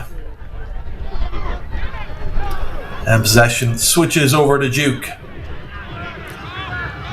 A little pop pass there as he's taking the ground, and here comes number 7 for Duke, Henry Gave. And will he go all the way? He's taken a ground. And he's pulled into touch. Some phenomenal defending there from the Citadel. It's exactly what you want to do on those wings as people try to get those runs in.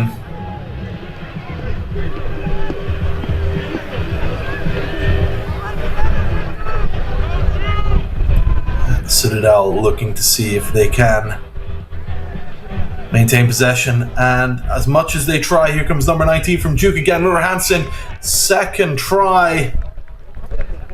Just goes to show, even though you may be defending the line out, some careless ball handling can put you in an advantageous position. Just watch this. Although Citadel do win here, they couldn't quite get to the ball in time. River Hansen's right there to take advantage of that, and take advantage he certainly does.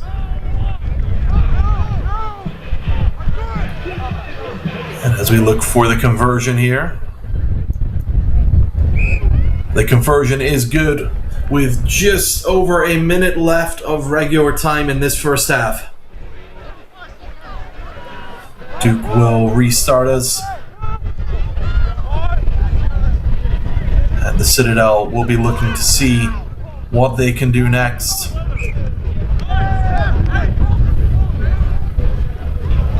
And we will have a Duke ball going into the scrum.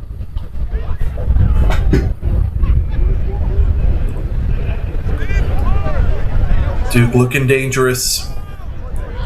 They've shown us twice in this game what they can do in the Citadel's backyard.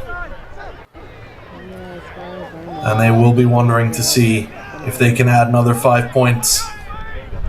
And the ball gets farmed out once again to River Hansen. He finds the wing. Citadel bring him down. And strong counter-rucking there by the Citadel. Reinforcements arrive. Ball looked to be knocked on by Duke there, but possession passes over to the Citadel. Everyone scrambling for the ball here. Strong tackling from Duke.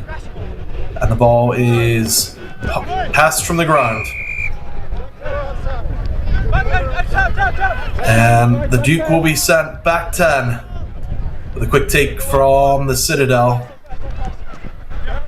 as we go into the red on the clock.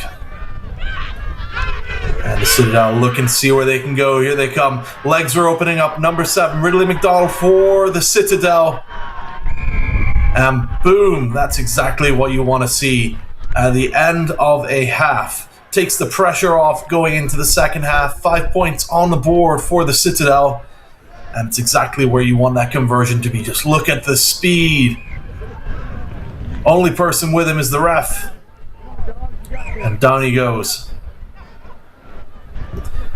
And with that, the conversion is good, and we take ourselves into the mid-period break here. Halftime here on Field 9 with the Citadel 7 and Duke University 14. Hotly contested match ahead of us in the second half. We'll be right back in just a few moments. We'll see you on the other side. We are having a rugby tour in Newcastle, England with the All-Americans from NCR, and we're having an incredible time.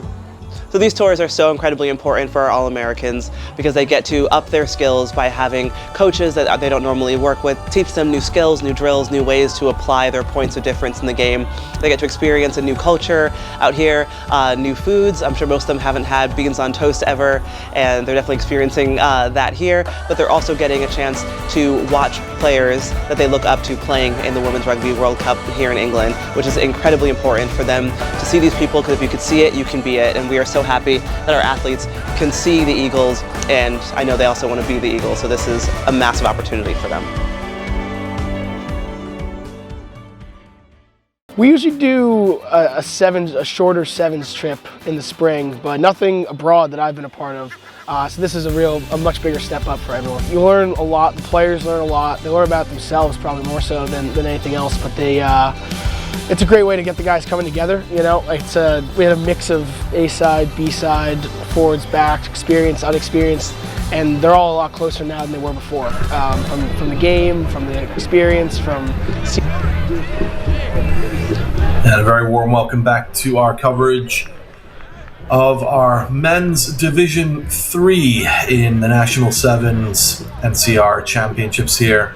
The Citadel scoring in the latter portion of that half with 7, and Duke holding their own with 14. 7 minutes on the clock.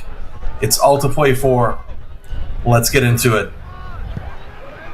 The Citadel will restart us. And Duke making an attempt to catch there, flies out of the hands, and we will have a knock in favor of Duke. And only 15 seconds in, we will have our first scrum of the second half.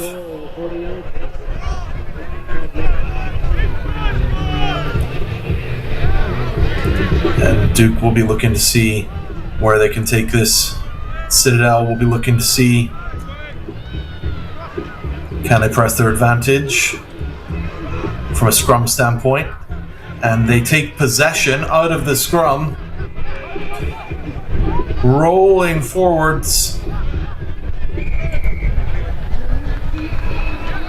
and they will take the quick free kick there. Number 10 for the Citadel, Gabriel Sherman, offloads to number 14, Sean Godfrey, giving them an extra 5 points on the board. It's exactly what you want to see out of the scrum. Quick tap, looks for the gap, finds it. Quick little dodge and off to 14 where there is no defending. Phenomenal play there from the boys from South Carolina. And the kick attempt is made, it does fall short. Kicking into the wind is such a challenge, especially from that distance.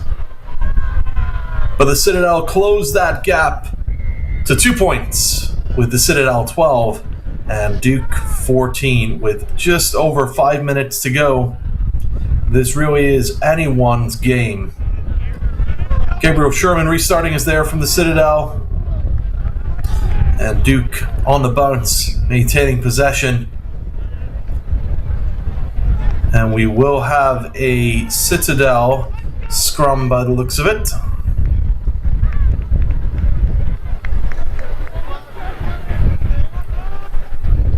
And once again, they're exactly where Duke do not want them to be.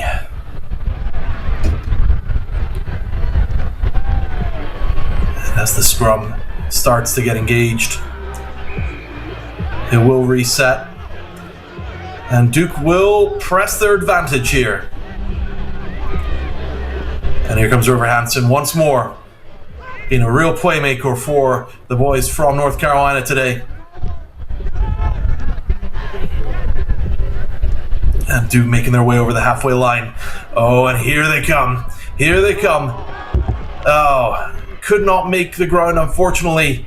A great attempt from Duke there. They've made some phenomenal distance on the field. You can see the frustration from the team. They've played so well. And as they go into this scrum, they'll be on the defense. But as we've seen today, coming out of these scrums, anything can happen. And Duke will be looking to see what they can do if they can get their hands on this ball.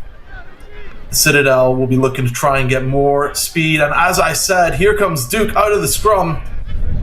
Over to River Hansen once again, taking the ground off to Gabriel Downs.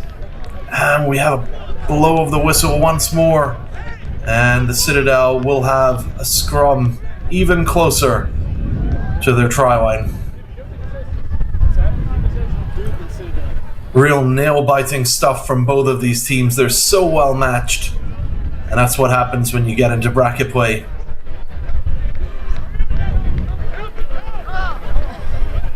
These next points will be hotly contested, and time will go off for just a second.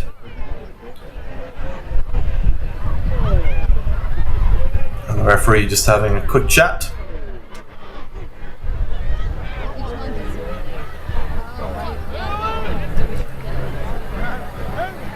And everyone in the scrum just waiting to get into it.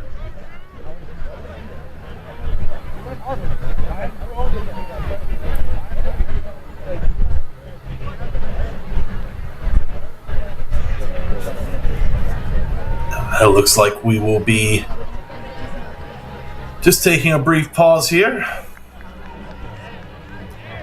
And a thumbs up from the match official means that we are good to go with the Citadel on the defense, but feeding into the scrum. And out it comes, out it pops. And the Citadel are looking to see, can they make some ground here? And oh my goodness, yes they can. Look at the pace coming out of here from the Citadel. Look at this try, it's absolutely phenomenal. There's no one with him apart from the man in blue. And straight down between the posts, we have a try to the Citadel, giving them a 3-point lead against Duke. See here just on the pace, looks like an absolutely phenomenal opportunity, and it looks to have been scored by number 17 Remy Witt from Anderson, South Carolina. And with 2 minutes to play for, everyone will be watching this with bated breath. And with the conversion being good, an additional 5 points, 5-point lead for the Citadel. An extra 2 points. Bring it even. Duke will need that extra try. And they will be sent. They will be taking the free kick here. Citadel sent back. And Duke here looking to see if they can create this play, if they can edge this ball over the line, and as long as the Citadel keep giving away penalties, they will do just that. And looks like we have a card coming out.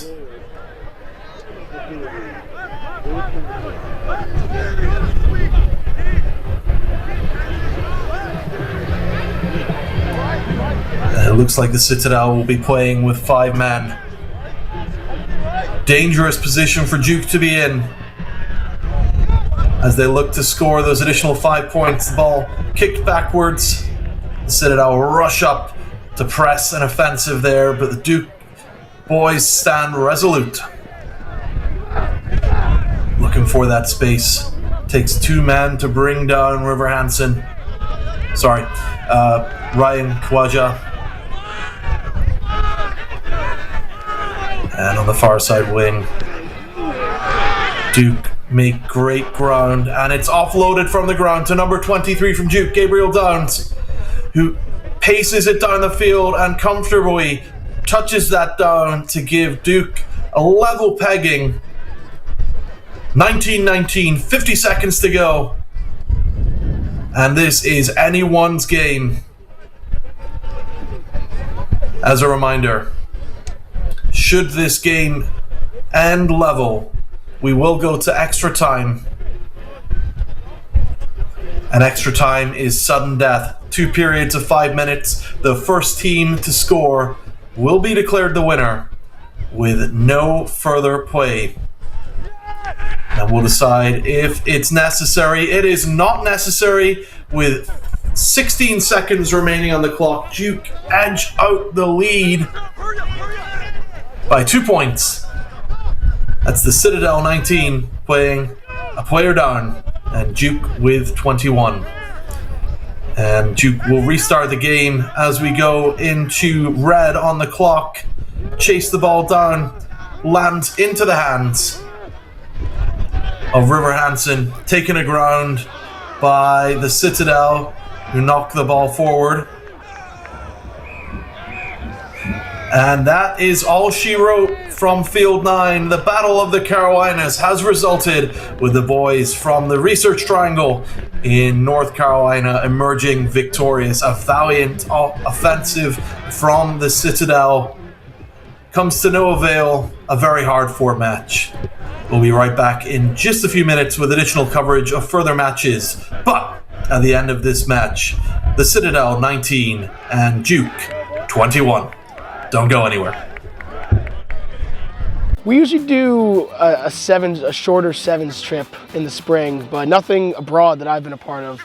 So this is a much bigger step up for everyone. You learn a lot, the players learn a lot. They learn about themselves probably more so than anything else, but it's a great way to get the guys coming together. You know, we had a mix of A-side, B-side, forwards, backs, experienced, unexperienced, and they're all a lot closer now than they were before. From the game, from the experience, from seeing a new country all together. It was great. It's great to see them all come together.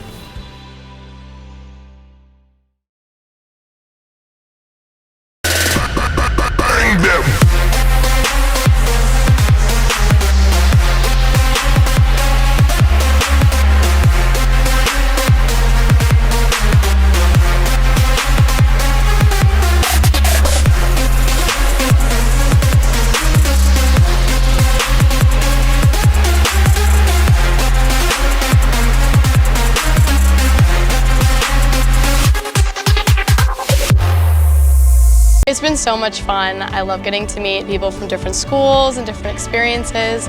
It's been surreal with everything that we've gotten to do here. I think my favorite memory has to be the flag bearing before the World Cup ceremony, like getting to walk out there with teammates and bear our country's flag before watching our country play in the World Cup. And our coverage continues here on NCR TV between Loyola and Montana. Just waiting for the match official to join us, who will be Irving Monsourier, with Ben French-Lepun and Chris Gower, who will be running the sidelines for us as assistant referees.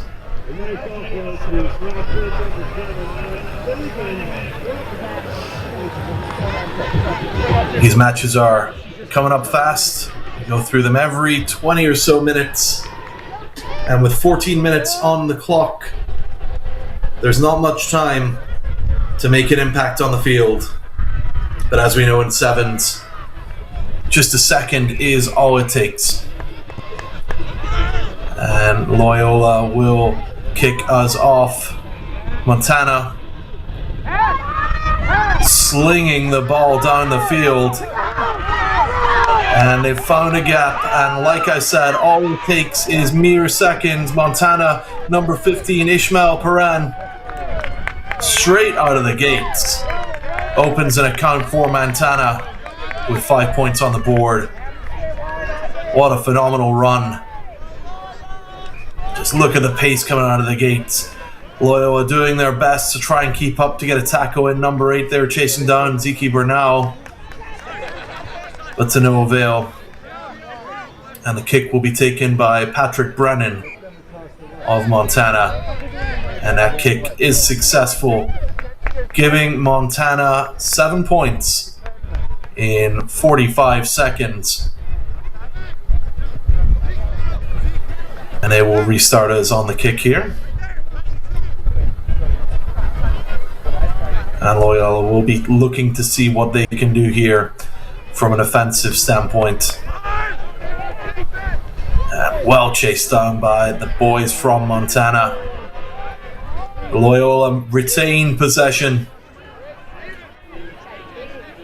And a nice little switch of direction on the field. And there will be a scrum here for a knock-on for Montana.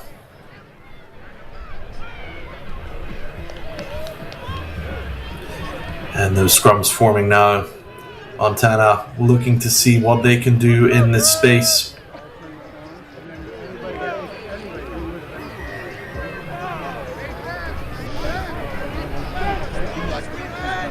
And the ball was fed in. And out it pops at the heels of Montana. And Montana trying their best to make that pass. Chased down by Loyola, but possession is maintained. And the ball makes its way across the far side. Loyola with a little kick there. And they will take the scrum here for a knock-on by Montana. Loyola succeeding in forcing Montana back a good few meters there. And the ball will be fed in by number 21, Ronan Sheehan from Cookiesville, Montana. Oh, Maryland, sorry. And here comes Loyola. Maryland closing their defense down, trying to get the ball dead. And Loyola looking to switch sides here, crashing through the center, straight into the the Montana defense. And Loyola looking to come to the near side wing here. And they will see when the right opportunity is for that breakthrough of the Maryland line. And a great little offload there mid-tackle from Loyola. And Maryland's defense trying to keep up here. Number 8 from Maryland chasing down Loyola. Is he going to go all the way? He's turned on the jets and bam, down he goes. Number 14 for Loyola, Andrew Weaverwing from Ewing, New Jersey, gives Loyola their first 5 points of the match. And look at the pace here. He's found the gap. Number 20 from Montana, Joaquin Gaines, tries to catch up, but to no avail. And unfortunately, the kick is not given. So with 3 minutes remaining in this first half, we have Loyola at 5 and Montana at 7. It's a tight game so far. It's all to play for. And with just about 9.5 minutes of total time in this remaining match, it's all to play for. Ball doesn't quite make the distance, and Montana will reset here from the center mark. And it will be very interesting to see what their plan is here. And the restart taken by Patrick Brennan. And up come Montana. Brennan trying to find a gap. Finds the space, nice little offload to the wing. Pop pass goes backwards, finds the hands of Montana. And Loyola will be sent back 10. And tackle attempt made on number 8. Refuses to go to ground. And the aggression in these tackles from both sides is apparent. And here comes number 20 for Montana. Joaquin Gaines finds that break point and gives the men from Montana an additional 5 points.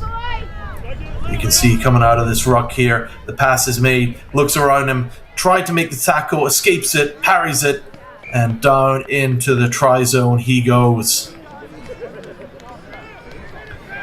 And with that kick being good, that gives Montana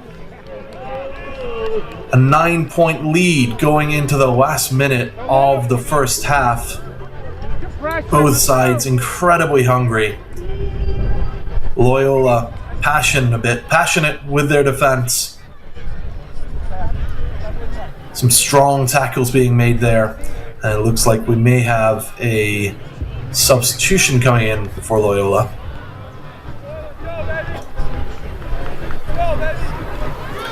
And likewise for Montana, they will switch someone out. Drew Hodges leaving the field. And Montana will restart us here. Ball goes backwards, finds its way into the possession of Loyola. A nice little goose step there. And down the wing, tackle is made by Montana. Great rucking by Loyola. Quick little pick there. Taken down by number 12, Aiden Schrader. And Loyola looking to see how they can get out of this tackling fury. Strong counter ruck there. Steps away.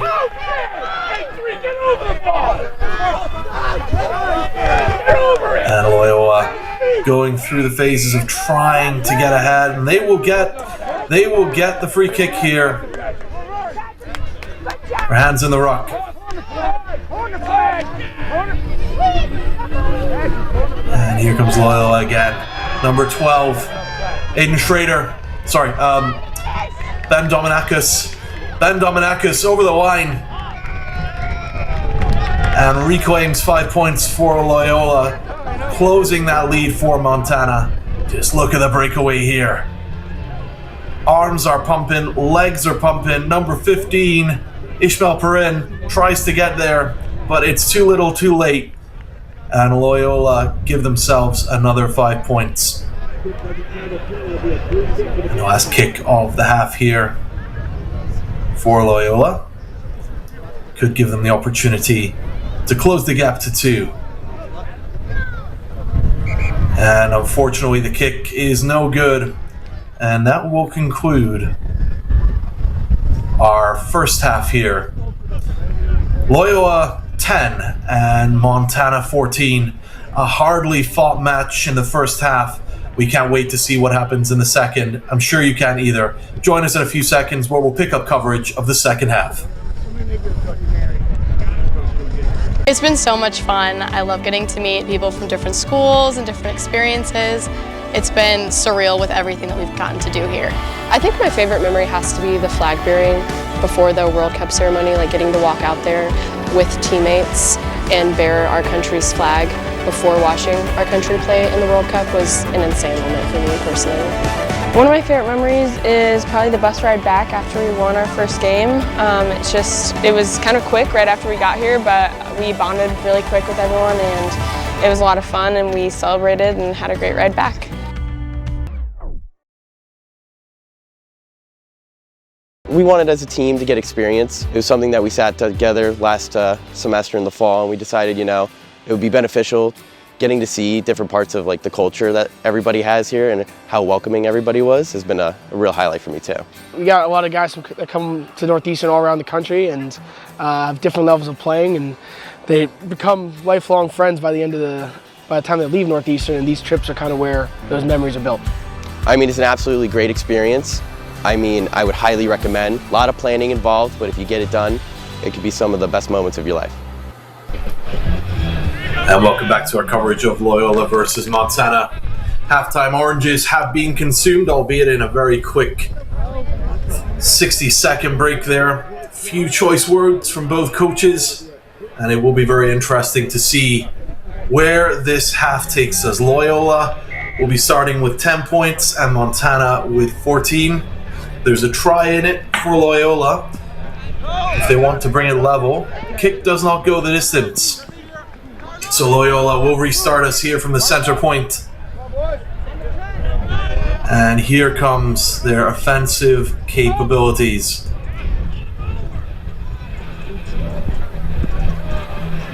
And Loyola looking for that gap, looking for that space. And they go down the near side wing. Number 5, Hanoi Nelson, manages to keep the ball into touch. Or apparently not. And the time is off. And we will see exactly what's going on here. And we will have a line out. Time is back on. And it will be a Montana line out.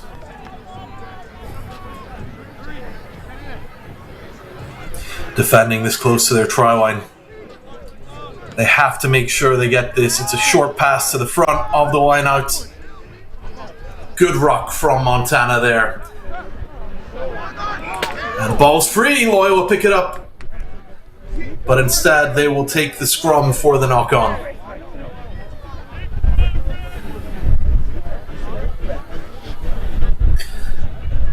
And a couple of substitutions coming on here.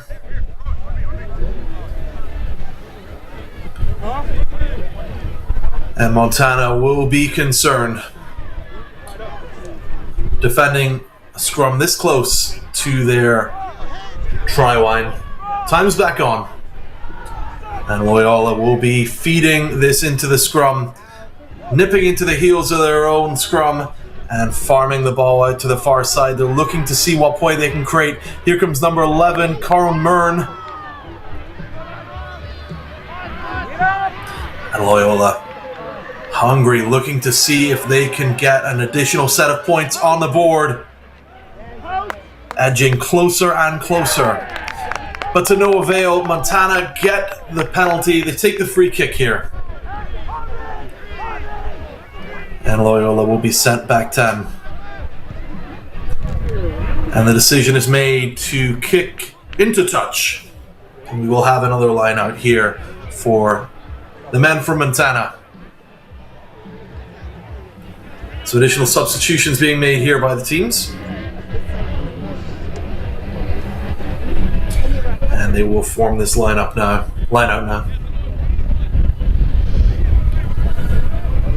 Loyola looking to see how they can defend here. Looking at the spacing, players matching each other. And in goes the ball from Montana to the back of the line out. Ball's passed out and they will run it out to see where they can take it.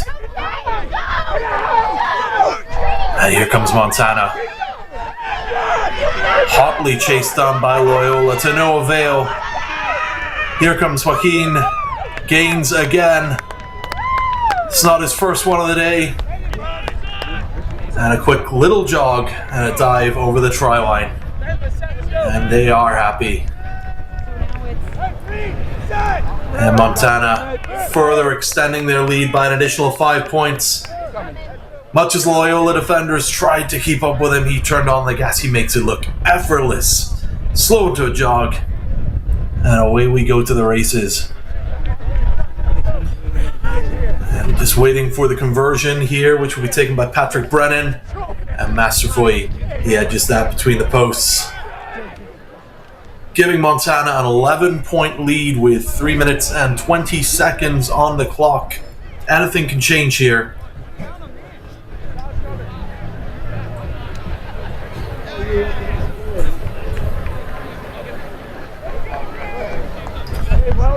And as the teams start to make their way back for the restart, which will be taken by Montana's Patrick Brennan from Newington, Connecticut.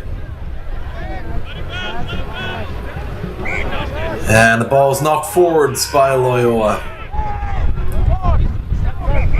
And Montana will, I think the referee will bring everyone back to that knock-on. Choice words here from the AR. And there we go. We will reset back to this point for scrum for a Loyola scrum for a knock-on from, for a Montana scrum for a knock-on by Loyola. This is my Super Bowl. This is my everything. It's gonna run. And Montana looking to see here if they can add some additional points to that scoreboard. And the ball is pushed back into their own half and straight over the halfway point. Here comes number 16, Rowan Sierra, brought to ground. Loyola knocked the ball out of his hands. They were penalized for that. And back 10 they're sent. And a quick tap from Sierra to Gaines, to Brennan. And Loyola penalized one more time. 1 minute and 40 seconds on the clock. Montana will be looking to see what they can do here. Just shy of the 22 mark. And here comes Brennan to Gaines. He's got support with him. To Rice. Back to Brennan. And here comes Patrick Brennan, who will seal the deal in this match with an additional 5 points for the men from Montana. And placed incredibly well for him to convert in the latter portion of this half. Phenomenal breakaway. Loyola's defense tried to keep up with him, but he turned on the legs. With the conversion being good, that brings our score with 45 seconds remaining to Loyola 10 and Montana 28.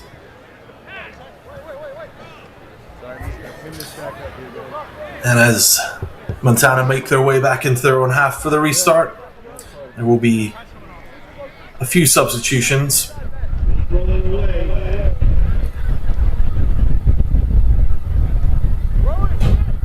And it seems like this may be a foregone conclusion for Montana with 24 seconds remaining. It'll be a challenge for Loyola to respond to that. Restart made by Sierra. And the kick finds its way into Loyola hands. They've not given up yet. They will play until the final whistle. And some good phases here from the man from Loyola. A nice little pass out to the wing there to Colin Myrne. And Montana will be penalized there, and they are sent back 10. A quick take there from Loyola. And away they go. John McKenna there making some phenomenal ground. And they will take this quickly.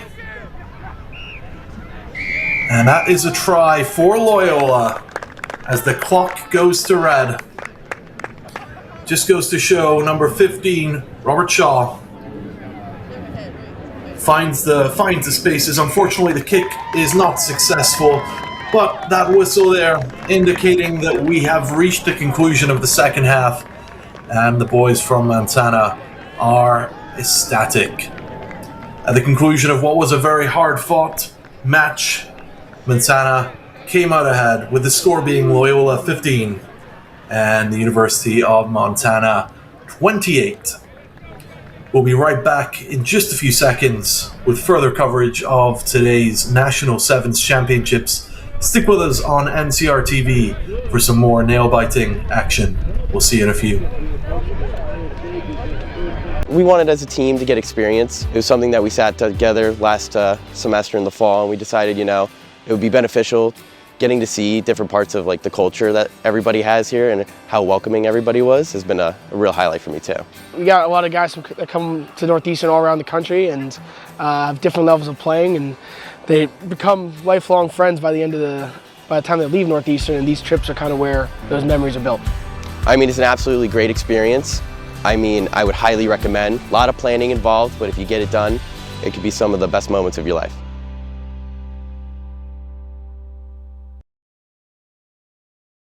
Hello and welcome back to the College Rugby Show. The fall season is upon us. We have a brand new division, now 4 men's divisions, 4 women's divisions. We've had that in 7's. We're going to be coming to you once every other week here in this video podcast form. I'm excited for a season of telling college rugby's best stories. We deserve to be here.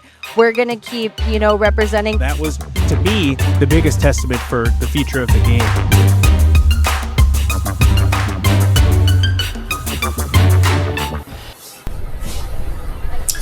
And welcome back to our continued coverage today. We will be starting this game between Albany and the Indiana University of Pennsylvania,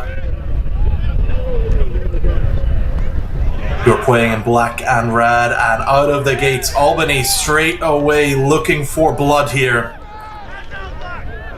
Just a few meters shy of the Hawks try line. And straight out of the gates, 20 seconds, Albany opened their account today. Just a phenomenal crash play out of the kickoff. And right off the post. Oh, you hate to see it. But Albany will have 5 points. And the Crimson Hawks will have to respond to that.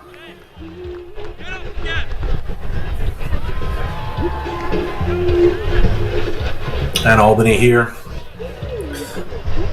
will send the ball hurtling into IUP's territory.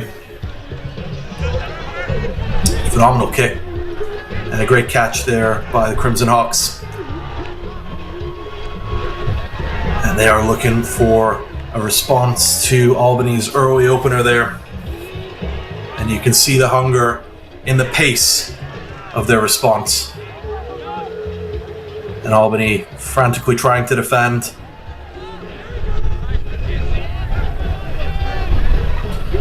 And here comes Indiana University of Pennsylvania, making it back meter by meter, grinding towards Albany territory.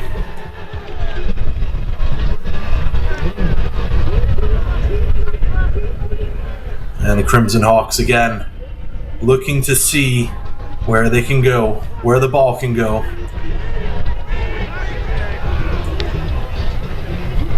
Looking for those gaps.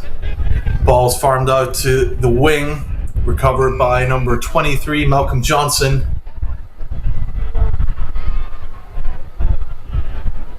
And we will have an AT on the field momentarily, just to look at a player.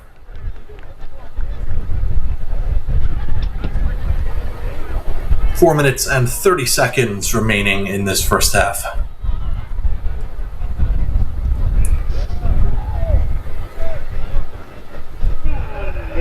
And that first try by Albany just goes to show what happens, what you can do on that kickoff, how you can utilize the space and chase that ball down to secure yourself those 5 points. And while we take this brief respite, coaching staff for IUP, Michael Murphy, Seth Irwin, will be having a few words with their players, just from a tactical standpoint. A few adjustments maybe in how they want to continue playing. We will have an injury removed from the field and a substitution for the Crimson Hawks here.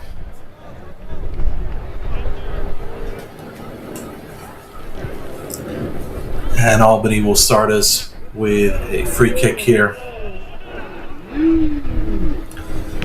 And Albany again looking to see what they can do. Finding the space. Crimson Hawks responding, shutting things down, trying to get the tackle in. Takes two of them to bring him down. And Albany are recycling back into their offensive line here. Tackle made by IUP. And Albany once again pressing their offensive here. And they will be penalized as the Crimson Hawks will take a free kick here.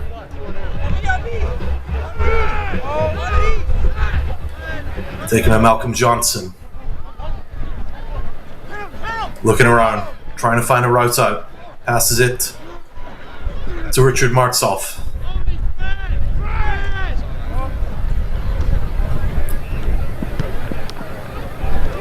And the Crimson Hawks are slowly grinding their way down through Albany territory. Number 17 there, Michael Fryer. Takes a lot to get him down. And IUP again. And they will be happy with that as Albany are sent back 10. Taken quickly by Charles Edwards. Charles Edwards plowing forwards. Offloads there to Fryer. To Schaffer. And Martzoff here. Back to Edwards. And the Crimson Hawks are cycling forwards.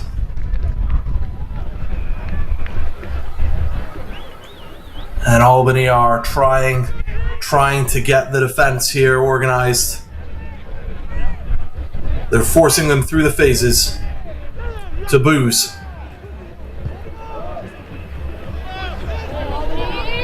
Trying to strip it, trying to tackle. Unsuccessfully. And here come the Crimson Hawks down to 23, Malcolm Johnson. And he secures it for IUP, for the Crimson Hawks. 5 points. Bringing it level pegging with a conversion on the cards and 1 minute and 53 seconds remaining. And the conversion is quickly taken, but bounces off the post below the crossbeam, or the crossbar. And we are even Stevens with 1 minute and 35 seconds remaining in this first half.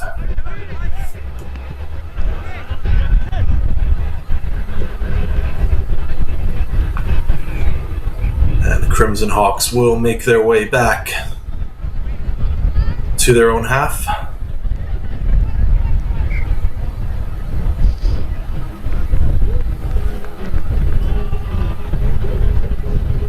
And with 1 minute or so remaining, it's all to play for in this half.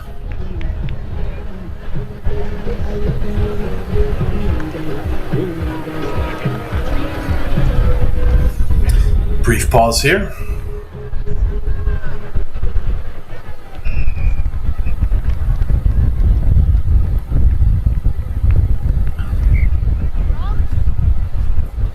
And we will restart. And the Indiana University of Pennsylvania will kick us here. And Albany will try their level set to get an additional 5 points on the board, but the Crimson Hawks have a different idea. Regaining possession on the restart. And here comes Fryer, offloaded here. And Albany will be sent back 10, quickly taken by the Crimson Hawks here. And they're thirsty for blood. They're looking to see an unfortunate drop there, but it bounced backwards. And the Crimson Hawks slowly grinding towards, but it's not to be. Albany will regain possession. The Crimson Hawks will be sent back 10, and here comes Albany. Tackle made by number 18, Derek Nolan. Doesn't keep him held down. And Albany will cruise on over the try line. Try scored by Zrick Norris. And he gives Albany a lead going into the second half. No support on the defense there. Jumps right back up and cruises over to the try line. Great play from Albany there. And they will line up here for this kick that should take us into the halftime mark for this game.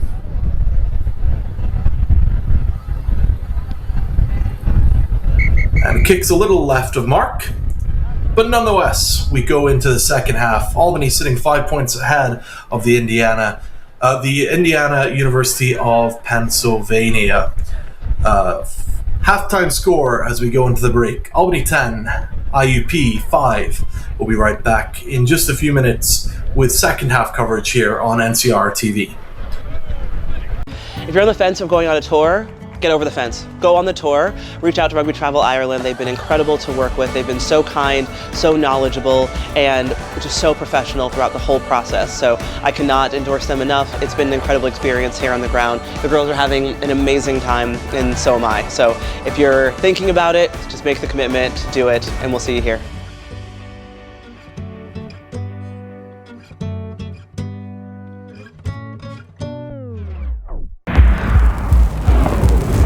In a sport of power and precision, you need a powerful and precise camera. Analyze your game. Build your team. Grow together. Ready, up.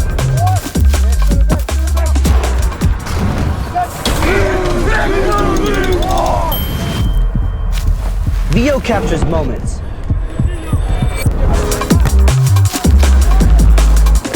A powerful camera for a powerful sport. Rugby! Consistency on 3. 1, 2,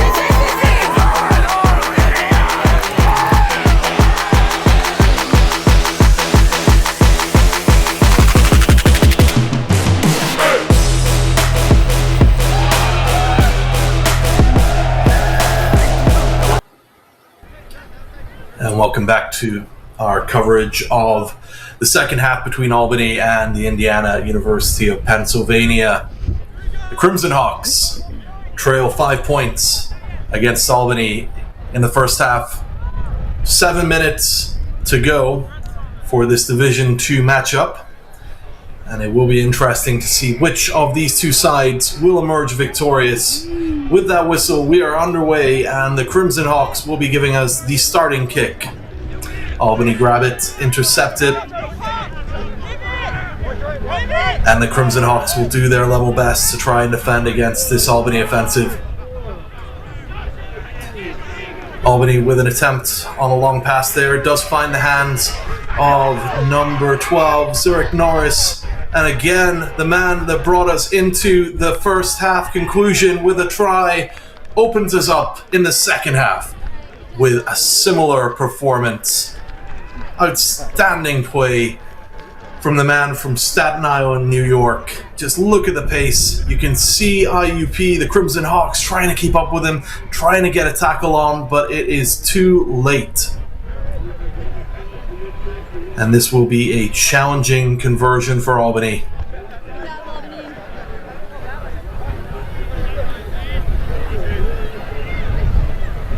And as they get that set up, we will see a 10-point spread.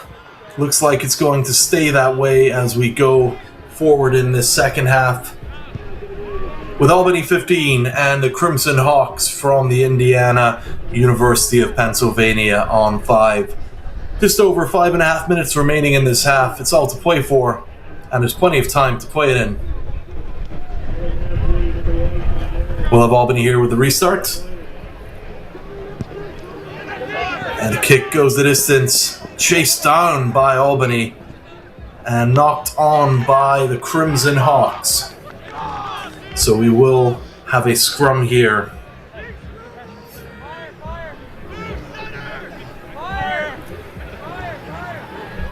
And as we start to see the scrum form, Albany here will be looking to see what they can do. The man who scored 2 tries for them is in the scrum. Actually, I take that back. That's Jacob DePieri. Albany take a quick pick from their heels. And down the far side wing again they go. Crimson Hawks in a fast pursuit, looking to get a tackle on, but number 14 for Albany, Sean Robertson from Marlborough, New York, gives them an additional 5 points on that far side wing. Just look at the pace here. gets out ahead. Crimson Hawks do their very best to try and get a tackle in, but his momentum carries him over into the try zone and secures an additional 5 points for the man from Albany. Another challenging conversion for Albany here. Last one didn't go the distance. This one almost does, but it's a little left of the posts, which will give us that 15-point spread between the two sides. Albany 20 and the Crimson Hawks will be on 5 with 3 minutes and 45-ish seconds remaining on the game clock.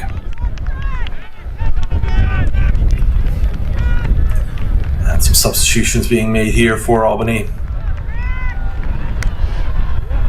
And once again, they lead the restart out of the score. Crimson Hawks recover it well, deep in their own territory. Pursued by Albany from a defensive standpoint, dipping and dodging and diving all the way through Albany's defense. A great long pass over to number 3 from the Crimson Hawks. And offloaded to number 1, Evan Booz. And back out again to number 3.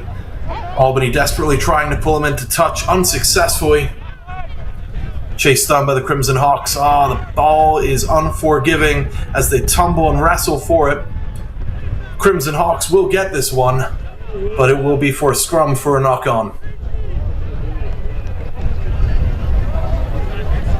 And 2 minutes and 40 seconds remaining of regular time in today's fixture. And the Crimson Hawks will be looking to see if they can add an additional 5 points to that board. Close that gap. And the ball is hooked out. And here come the Crimson Hawks. Out to number 7, Charles Edwards. And Albany regain possession. Albany looking dangerous. The sheer power and force of their offensive pack here. Something to be reckoned with in today's game. Quick little fumble. Taking the ground on the halfway line. And Albany once again looking for their options. Tackle made by the Crimson Hawks. And Albany funnel this down the line into the center of the field. A quick little pop pass there. And here comes Albany. Making some great ground. No one there with him, but he's able to pop one off to number 12. Number 14, Sean Robertson once again. Looking for those space, diving, parrying off those tackles. And that will be in favor of the Crimson Hawks. The boys from Albany are sent packing 10. And the time is off. And we'll wait to see what is happening here.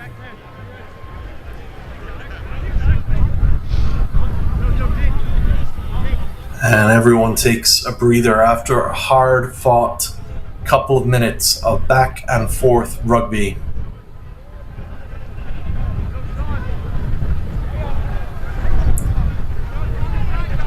The Crimson Hawks, of course, successful in the 2022 D2 7's, and in the 2022 they were finalists in the 15's competition. But Albany have a response to that, and their response is on the scoreboard. And we take a brief pause while water is distributed.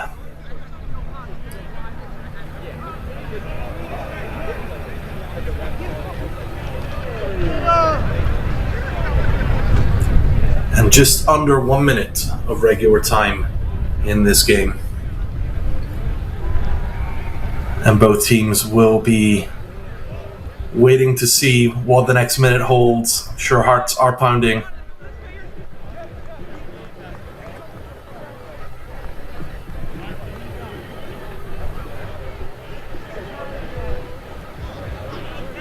As we wait for play to resume. think both sides have been very capable from an offensive standpoint today. We've seen the Crimson Hawks on their breakaways. Great quality defending. They've left some gaps, and Albany, in their wisdom, have exploited those on the wings. And with that, we will restart. Free kick taken by the Crimson Hawks. Deep in their own 22, Albany applying the pressure, maintaining that pressure, and a quick tackle out of the ruck there. And Albany will get the penalty there as the boys from IUP are sent backwards, and they waste no time in doing so. A tackle is attempted, but in doing so, Albany are able to stretch one out across the line, giving them an additional 5 points on the scoreboard.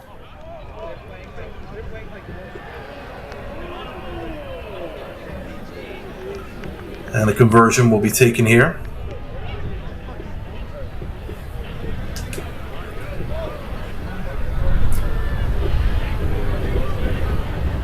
And Albany may just make this one.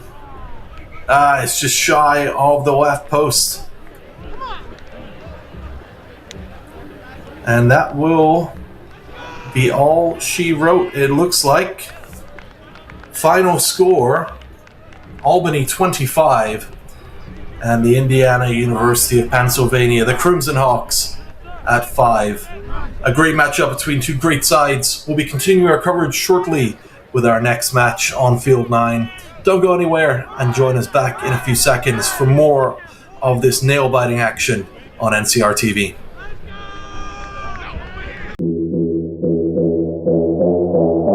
Consistency on 3. 1, 2, 3.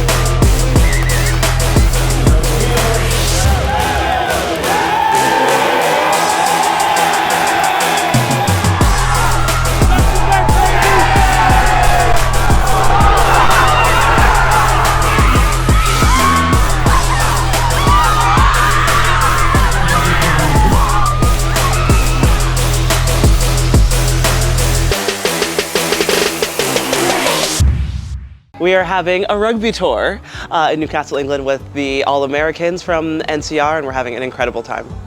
So these tours are so incredibly important for our All-Americans because they get to up their skills by having coaches that they don't normally work with, teach them new skills, new drills, new ways to apply their points of difference in the game. They get to experience a new culture out here, new foods. I'm sure most of them haven't had beans on toast ever, and they're definitely experiencing that here, but they're also getting a chance to watch players that they look up to playing in the Women's Rugby World Cup here in England, which is incredibly important for them to see these people. And the action continues here on NCR TV with Division 2 7's. You join us here for Memphis versus the University of Vermont. Vermont will be on the left-hand side of your screen. Scott Smith controlling the action, the center field. And Memphis will be on the right-hand side in blue. Kicking us off for Vermont, we will have Alois Anthony from Memphis, Tennessee. And we are seconds away from 7 minutes of end-to-end 7's magic.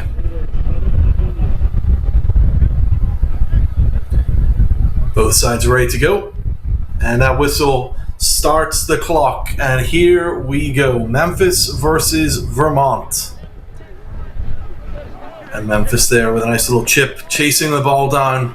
Comes into the hands of number 9 for Memphis, Caleb Schmidt. And an early try for Memphis. 5 points on the board. Textbook rugby, just goes to show what you can do out of the start. Chips the ball, lands right in his hands. switches pace to the outside of the field and curves right into the try zone. I'm sure Memphis could not ask for more in the first 30 seconds of this game. And they will line up for this conversion.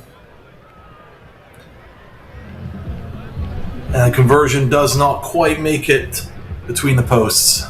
Memphis 5, Vermont 0. And Memphis will restart us here. They're just waiting for a ball for the center.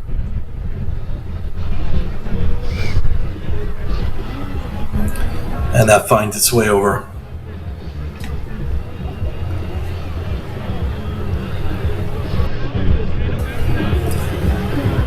And play will be restarted by Caleb Schmidt. And Vermont grasping the ball there. Playing in the green. The ball's dropped, bounces backwards. Vermont looking left and right, seeing where they want to send this. And to the far side wing is where they send it. Memphis in fast pursuit. And they take the boys from Vermont to ground.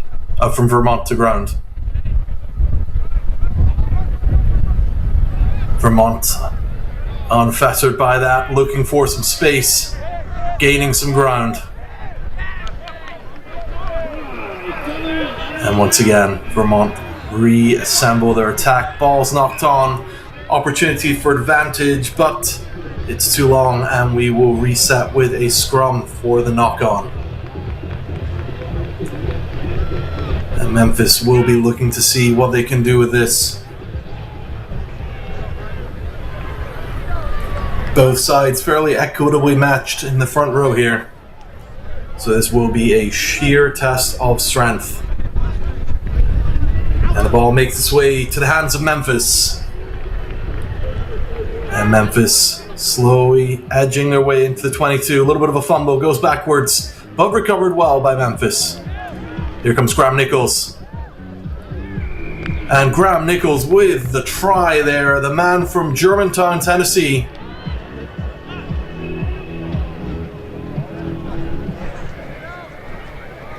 We watch this back, just look at the switching here, finds the gaps and lasers right through them.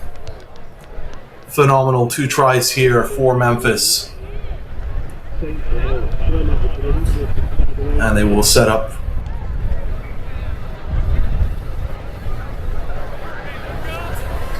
And it looks like we may be wiping that try off the scoreboard after official review. A conversation did occur between the AR and the referee during that replay. And Vermont will have the scrum, and out of the scrum they go. Memphis hot on their heels, looking to see where he can take it. Nice little pass backwards, and they switch, and they look to go to the near side wing. Making good progress here for Vermont. Memphis defending hungrily. Just looking to push them further and further back towards their own try line.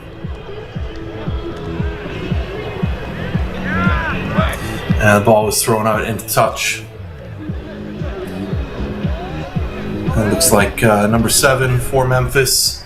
Graham Nichols may be down on the ground. The play continues. And Memphis once again trying to see what else they can get on the board. Offloaded by number 6.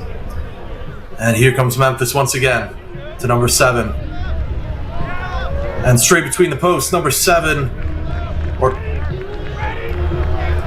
scores a try, number 2, Joaquin Cardona from Covington, Louisiana, a graduate student.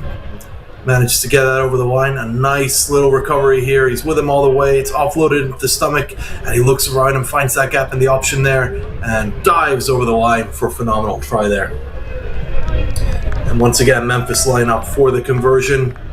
They get the 5 points they originally had, but it looks like the kick does not convert. So back to the score of 10-0 to Memphis with 1 minute and 35 seconds remaining on the clock. And it's all to play for. It's a 2-try game for the boys from Vermont.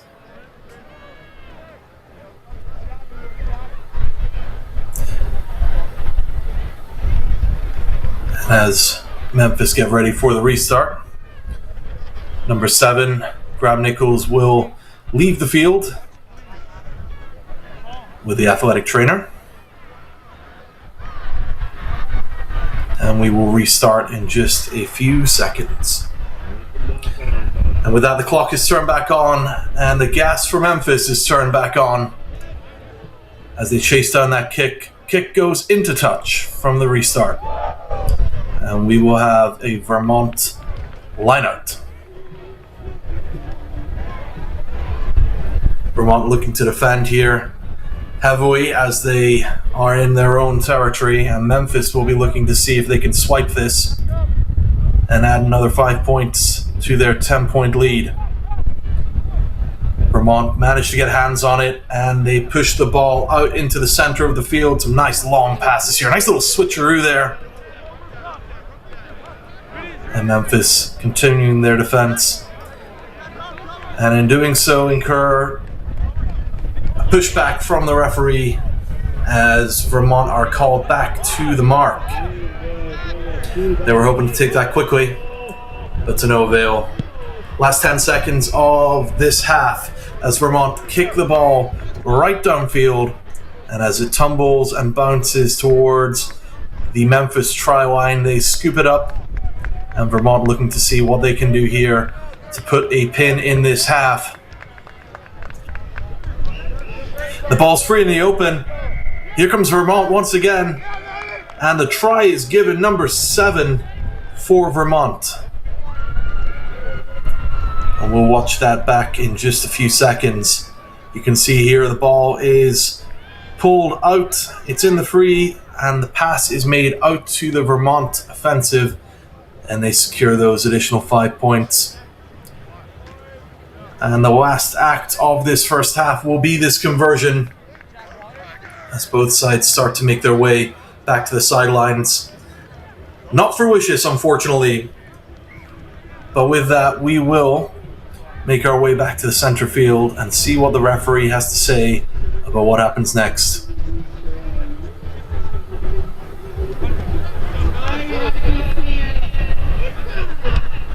And it looks like Vermont will restart this game.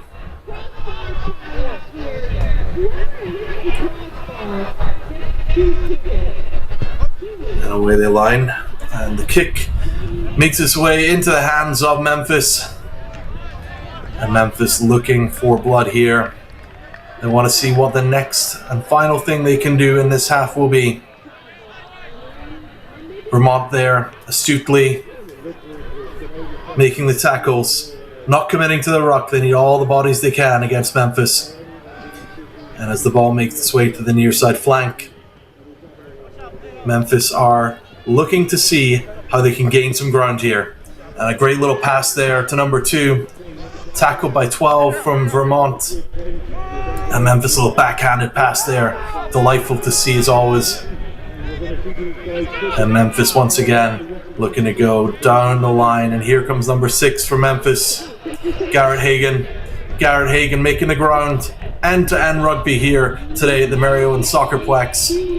And with that, Memphis will get the try, giving them an additional 5 points and a 10-point lead going into the second half.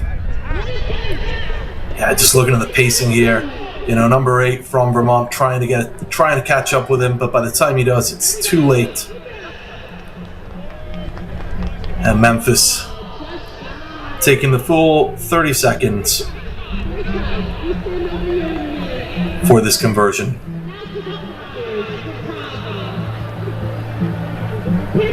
And the conversion is good. And going into the second half, we will have a 12-point spread on this scoreboard, with a halftime score being Memphis 17 and the University of Vermont 5. We'll be back in just a few minutes with our coverage of the second half. It's off play for both sides, and it promises to be a great example of hard-paced and fast-fought rugby. We'll be back in a few moments. Don't go anywhere. We are having a rugby tour in Newcastle, England with the All-Americans from NCR, and we're having an incredible time. So these tours are so incredibly important for our All-Americans because they get to up their skills by having coaches that they don't normally work with, teach them new skills, new drills, new ways to apply their points of difference in the game.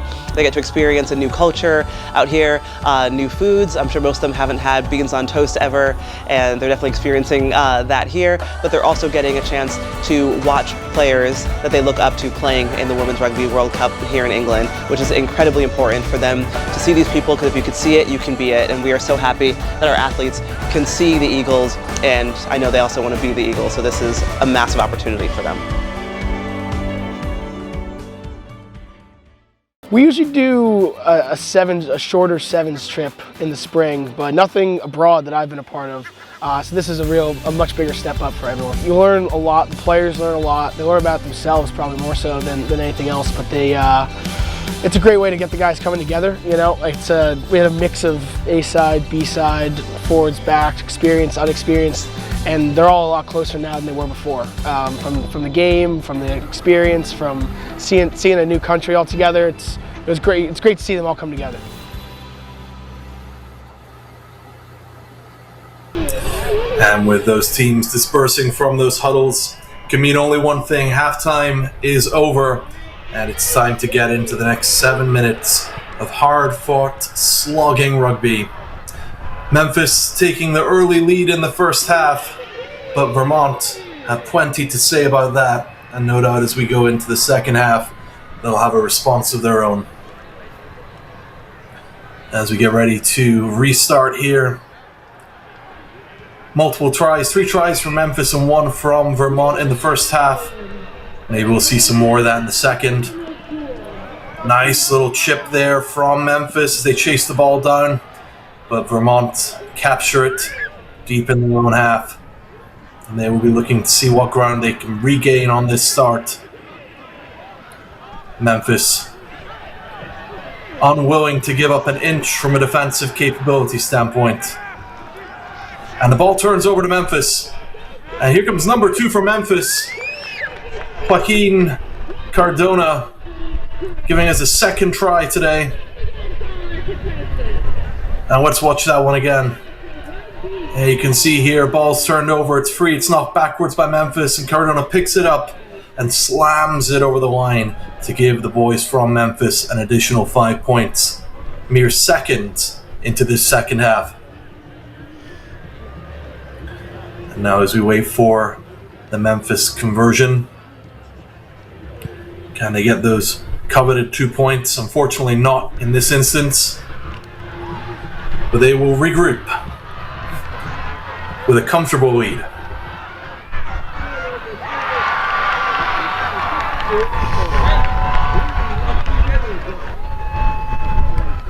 And Memphis here with a restart.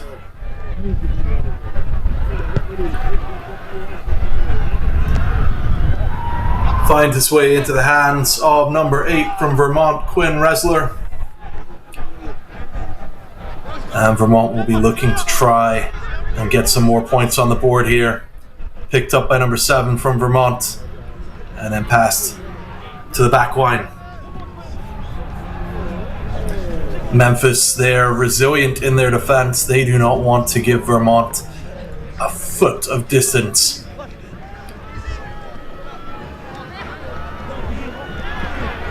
And Vermont fighting for every inch on this field. And the ball, unfortunately, doesn't quite make the hands of Vermont.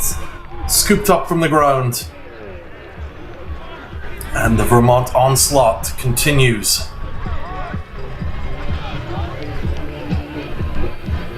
And Memphis there, exactly where Vermont don't want them to be. Making the tackles, contesting the rucks. And unfortunately, pass was made to the back of somebody. It was well recovered by number 3. But Memphis will be sent back. And we will have a scrum for a knock.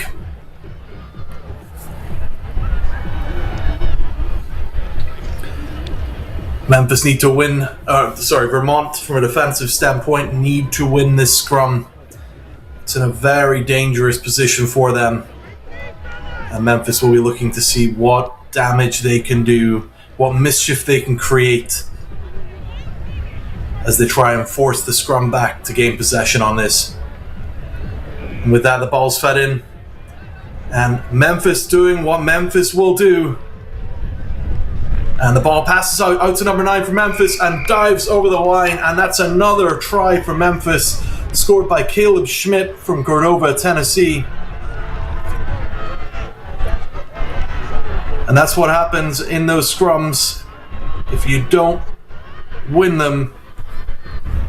And that's exactly what Vermont will have wanted not to happen. And Memphis, number 10, Dorian Gerard, makes the kick. Bringing us to Memphis 29 and Vermont 5 with just over 3 minutes remaining in this second half. And Memphis eager to restart to see what other punishment they can inflict here. And Vermont catching it and straight out of the catch on the restart, fighting for ground. And the ball passed from the ground to number 3 from Vermont, Romain Leger. And Vermont, we will just take a quick pause and bring it back. We have a yellow card shown to number 3, Romain Leger from Vermont. Actually, sorry, I take that back. It was for number 22 for Memphis by the looks of it. Sebaj Baga from Calgary, Alberta. So it looks like Memphis will be playing with 5 men for the next 2 minutes of this game. And Vermont will want to see exactly what they can do with that extra man. Looks like we'll be having a quick medical substitution for Vermont as number 16 makes his way over to the sidelines.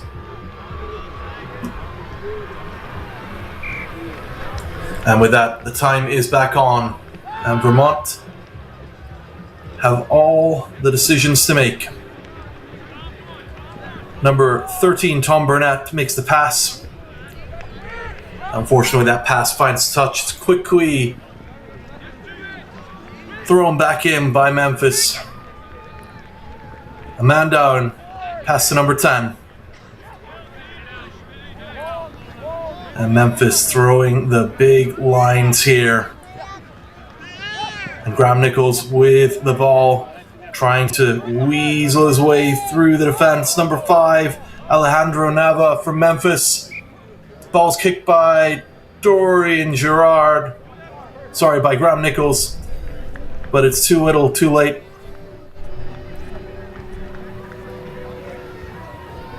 And we will reset back here. And Vermont eager to get things moving quickly as that time trickles down. And Vermont will have the scrum here.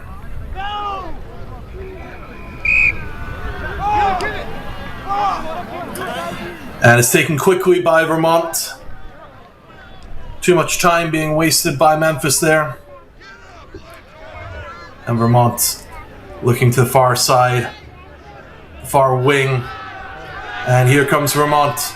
He's not alone. There's others with him. The ball is knocked forward and recovered by number 2 from Memphis, Joaquin Cardona, who then passes it to Vermont. Ball is being passed around here like a hot potato. And Vermont regain control. And they look to see if they can get an additional 5 points on the board. Number 13 for Vermont, Tom Burnett, opens the engines and secures an additional 5 points for the University of Vermont. With 10 seconds remaining. As you can see, fortunately, Dorian Gerard could not keep up with him. And Vermont secures the additional 5 points. Memphis 29, Vermont 10.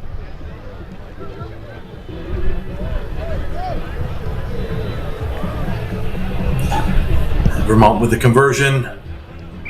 Unfortunately, not on target. And with that whistle, that concludes today's matchup between Memphis and Vermont. A hotly contested game with Memphis emerging on top despite the yellow card at the latter portion of the game. We'll be right back in a few moments with additional coverage, but final results on the board today: Memphis 29 and the University of Vermont 10. Don't go anywhere, we'll be back in just a few moments with additional rugby at the National 7's NCR Collegiate Rugby Championship. We usually do a shorter sevens trip in the spring, but nothing abroad that I've been a part of. So this is a much bigger step up for everyone. You learn a lot, the players learn a lot, they learn about themselves probably more so than anything else, but it's a great way to get the guys coming together. You know, we had a mix of A-side, B-side, forwards, backs, experienced, unexperienced, and they're all a lot closer now than they were before. From the game, from the experience, from seeing a new country all together. It was great. It's great to see them all come together.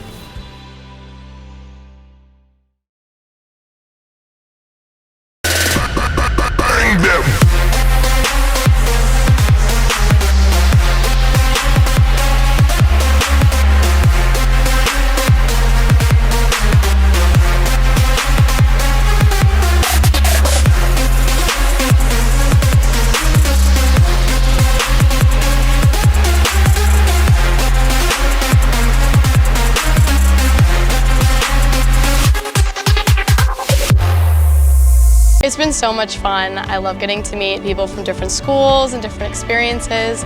It's been surreal with everything that we've gotten to do here. I think my favorite memory has to be the flag bearing before the World Cup ceremony, like getting to walk out there with teammates and bear our country's flag before watching our country play in the World Cup was an insane moment for me personally. One of my favorite memories is probably the bus ride back after we won our first game. It was kind of quick right after we got here, but we bonded really quick with everyone and it was a lot of fun and we celebrated and had a great ride back. We wanted as a team to get experience. It was something that we sat together last. And welcome back to NCR TV and to our continued coverage of the Collegiate Rugby Championships National 7's. You're joining us here, the matchup between Norwich and Drexel. Drexel on the left-hand side of your screen, with Norwich in the red camo. Centre match official for today's event is Eric Ruff with Anthony Lovegrove and Josh Bond, and Drexel get us started. And Norwich will receive the ball. And they are tanking forwards in their offense here. And Norwich looking to make an early impact on this match. Unfortunately, we get 2 players injured at the moment. And the ATs will attend to those.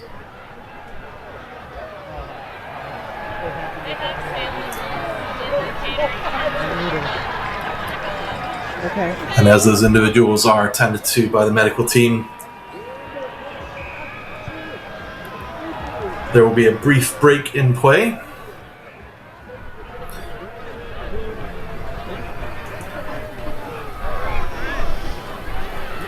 As I said, Norwich will be playing in the red and white camo here. Far change from what we saw earlier with the Virginia Military Institute's green camo.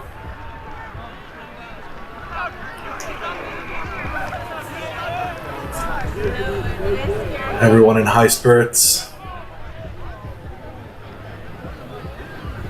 As I said earlier, we're hoping that we do not have any additional weather delays. We're already behind schedule, And it looks like those injured players are being helped to their feet. Or their feet, I should say.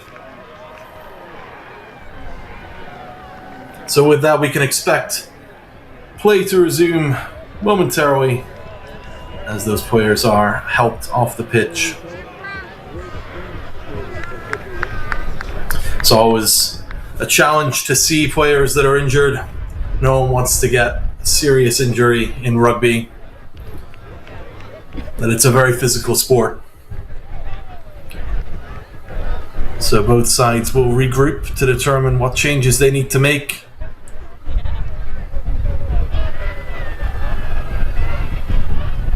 And as those changes are made, we should get restarted in just a few seconds.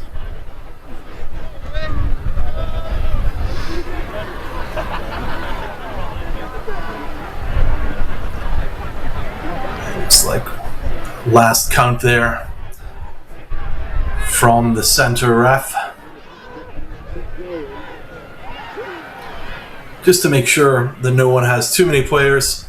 And we will start with a scrum in favor of Norwich University here as we restart the game with time being turned back on. We are back and away to the races. And Norwich with the scrum hooked out. And possession regained by them, and look at the pace from number 8 down the right hand side flank here. And Norwich will take the penalty again. It's the free kick taken quickly, and Norwich are looking to see what they can make of this. Number 8 once again offloading to the far side, and look at Norwich go. Phenomenal pace from the team from Norwich University, and the try is given and taken by number 11 James Fagley from Brattleboro. And I mean, look at this play. He manages to wrangle his way out of a tackle there and just absolutely hoofs it down into the try zone. And the conversion here taken by number 17 Gabe Holtkamp from Brooklyn, New York. Unfortunately, doesn't quite make it. But Norwich secure a 5-point lead less than 2 minutes into the first half of this game.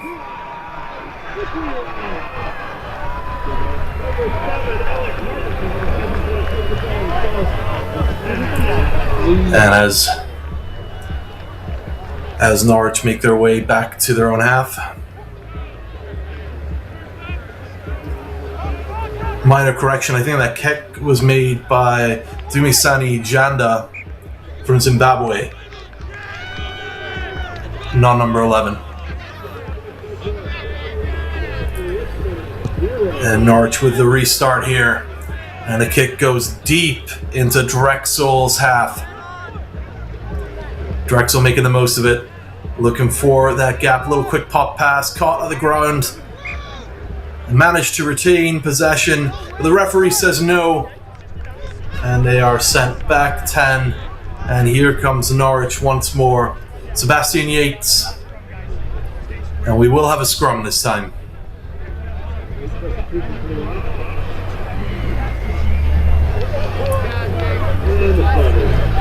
And Norwich perched menacingly shy of the 22 mark. Looking to see if they can add an additional 5 points from this play. And the ball is hooked outwards. And here comes Janda. And Norwich is looking strong in their offensive line here to number 7. Tackle's made. He's got a player with him. They form a ruck. A nice long pass makes to the hands of number 8, Brandon Smith. He's got 2 Drexel players with him. And Norwich are looking dangerous here. And Norwich will take the free kick and use it to their advantage. Unfortunately, dropping the ball just as he was about to make it over the try line. Which means we will have a yellow card here for Drexel. And they will play with 5 men, with Norwich perched menacingly just shy. They will look to take a kick here by the looks of it. A quick tap they take. And the right decision it was, as Norwich secure an additional 5 points. I think that was scored by number 8, Jake Peterson from Trumbull, Connecticut. And Divisani Jande here, looking for the conversion.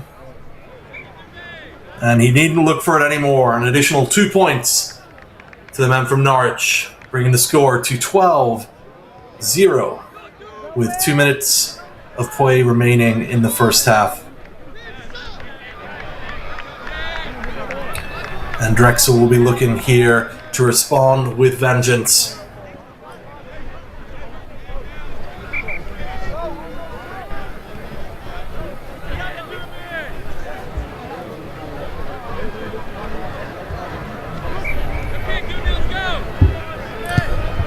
And Drexel with Norwich with the restart there. Comfortably it lands in the hands of Drexel. But the Norwich defense is there.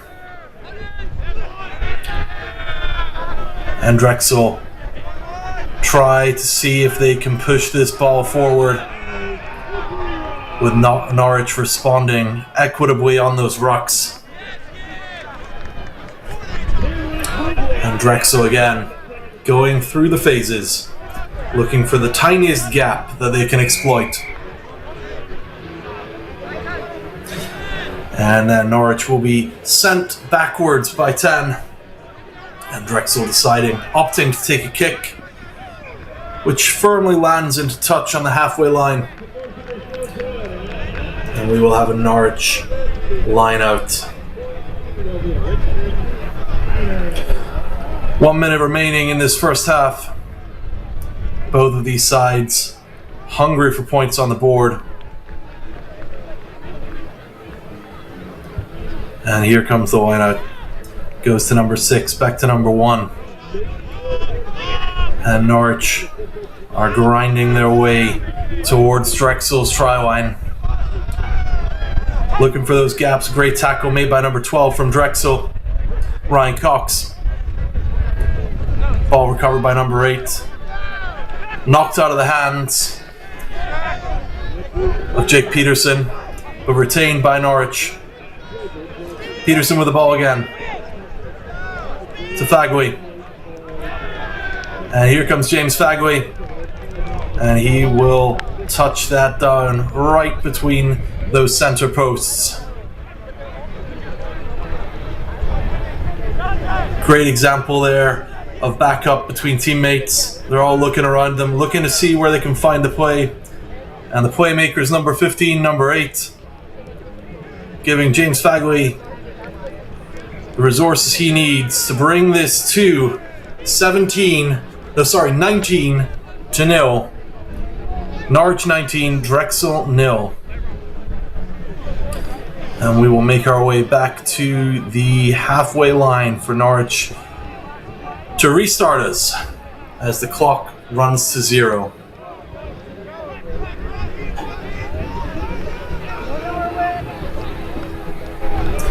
And Norwich here with the restart, hoofing the ball into the depths of Drexel's territory.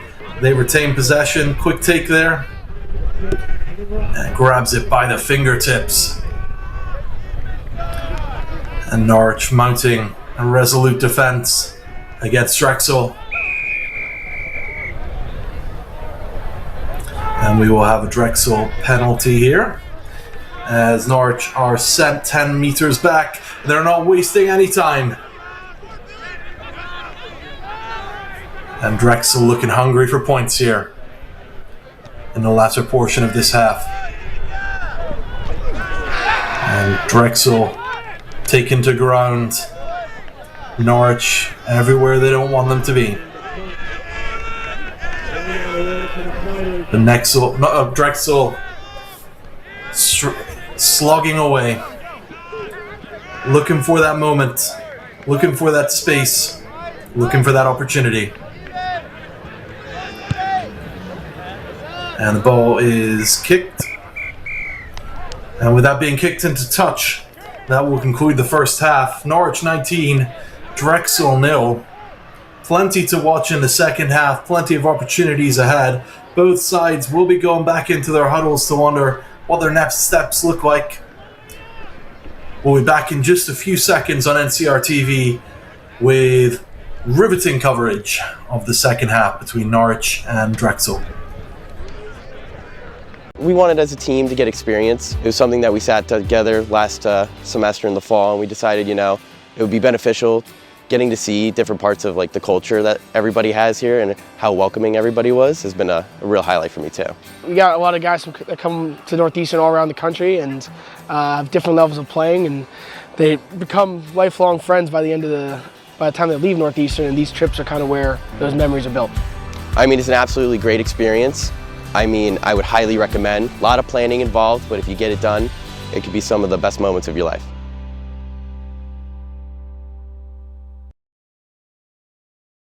Hello and welcome back to the College Rugby Show. The fall season is upon us. We have a brand new division, now 4 men's divisions, 4 women's divisions. We've had that in 7's. We're going to be coming to you once every other week here in this video podcast form. I'm excited for a season of telling college rugby's best stories. We deserve to be here. We're going to keep, representing. That was, to me, the biggest testament for the future of the game.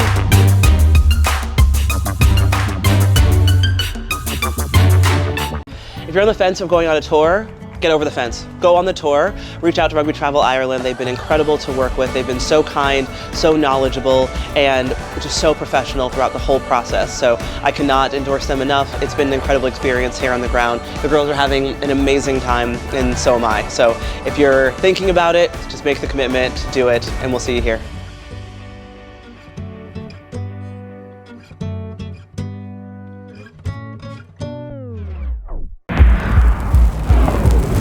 In a sport of power and precision, you need a powerful and precise camera.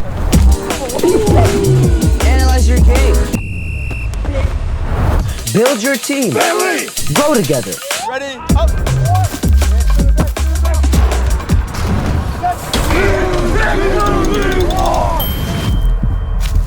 Video captures moments.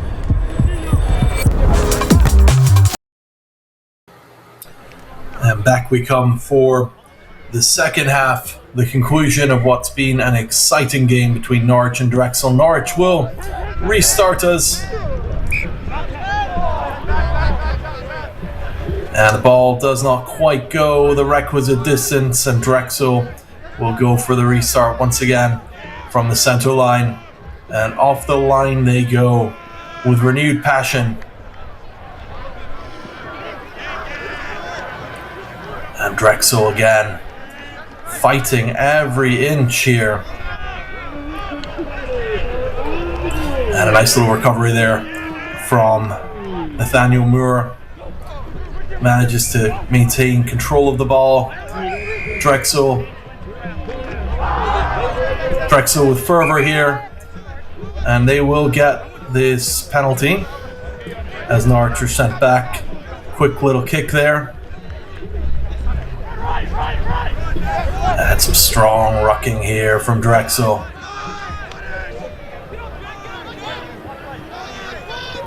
And here comes Moore once again.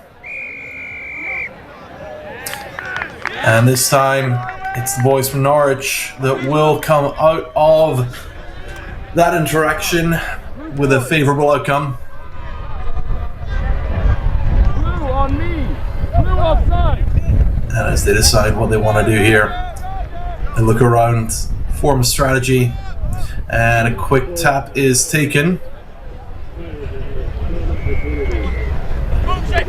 Drexel looking to intercept where they can. Great little tackle there by number 12.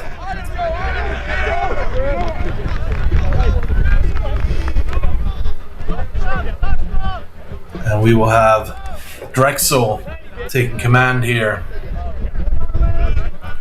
with a scrum.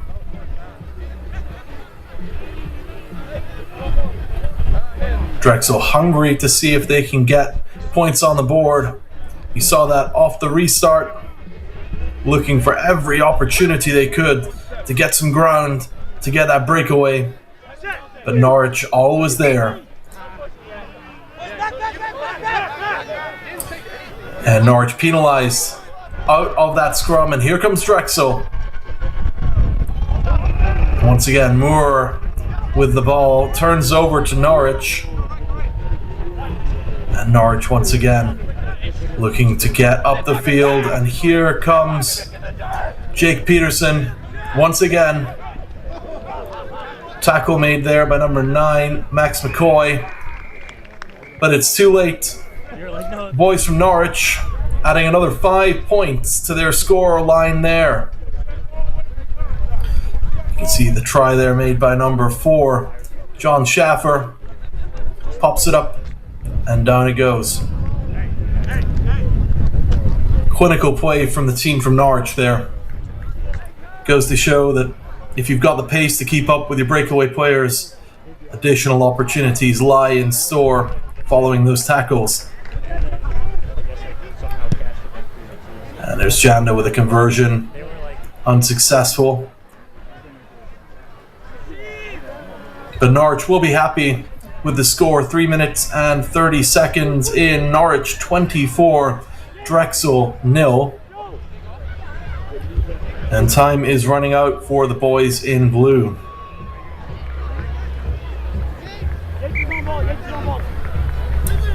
And time will be turned off. And here we go. Norwich with the restart.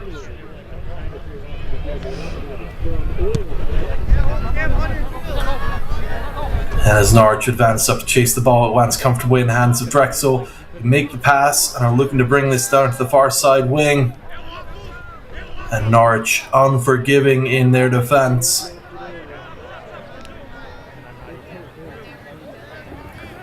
Drexel once again with a quick chip. Doesn't quite make it into the hands of the Drexel player. And Norwich once again. Here comes number 9 for Norwich, Brandon Smith. And Brandon Smith with the try there for Norwich. Really punishing Drexel's defence there. And it goes to show just having that spatial awareness on the field, especially when you've got such a small side out there. It really does count. And the conversion is good for Norwich. 31 points to Drexel's 0 with 2 minutes on the timer. And Norwich will be happy as they make their way back to their own half for the restart. And the ball is fetched from the sideline tent.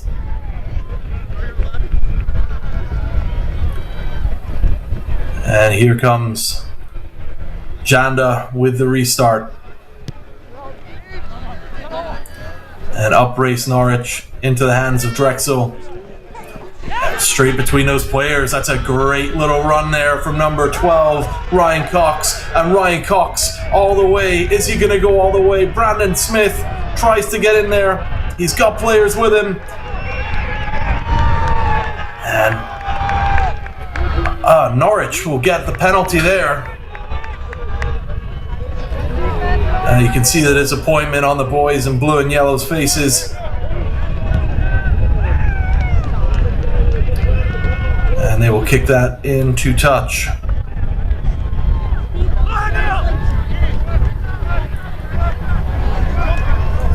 So we will have a substitution here in the last 45 seconds. For both sides, and Norwich will have the line out here. As we've seen in this game, Norwich just have been punishing in their offence. Drexel have mounted a defence against them, but it has not proved fruitious. And the ball's free, captured by Norwich. And Drexel looking to see if they can make that tackle. Parry to the side, and Norwich once again goes through the hands of one of their players, lands in the possession of Drexel. 17 seconds on the clock. And Norwich steal the ball back once again. And here comes number 12 for Norwich. He's turned on the gate. He's turned on the gas. Open the gates. Offloads to number 11. And Norwich will have the final say in this match, with James Fagoey delivering the blow with that try. And I believe that's his third try of the match, a hat trick for Fagoey. And just look at this play here. Little pop there to number 11. And that is all she wrote.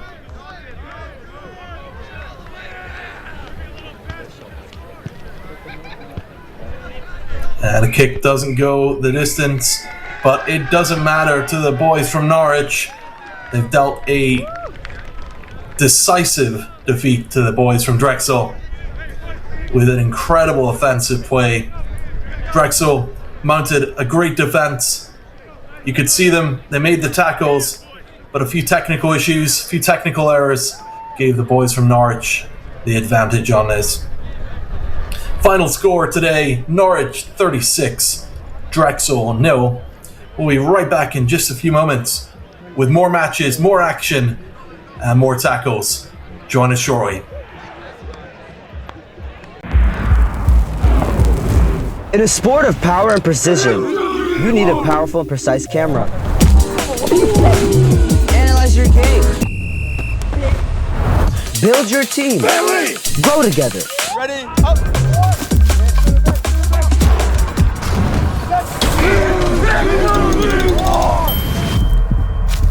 Video captures moments.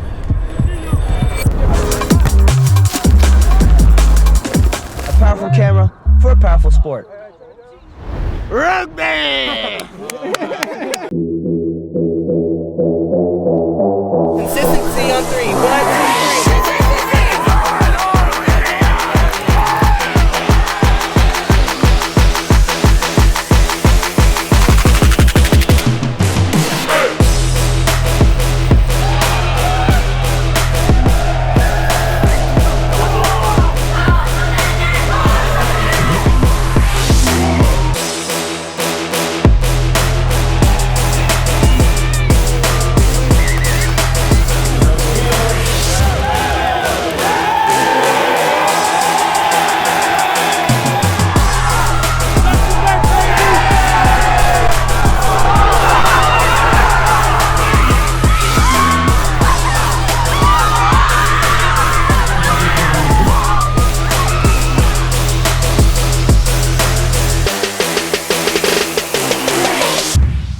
We are having a rugby tour in Newcastle, England with the All-Americans from NCR, and we're having an incredible time. So these tours are so incredibly important for our All-Americans because they get to up their skills by having coaches that they don't normally work with, teach them new skills, new drills, new ways to apply their points of difference in the game.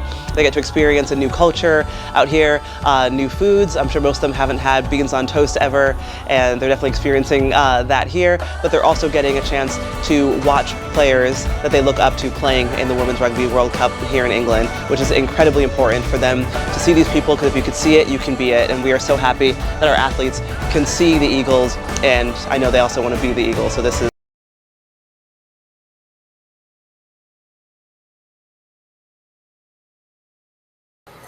And you rejoin us at the opening phases of this matchup between Montana State and Towson University.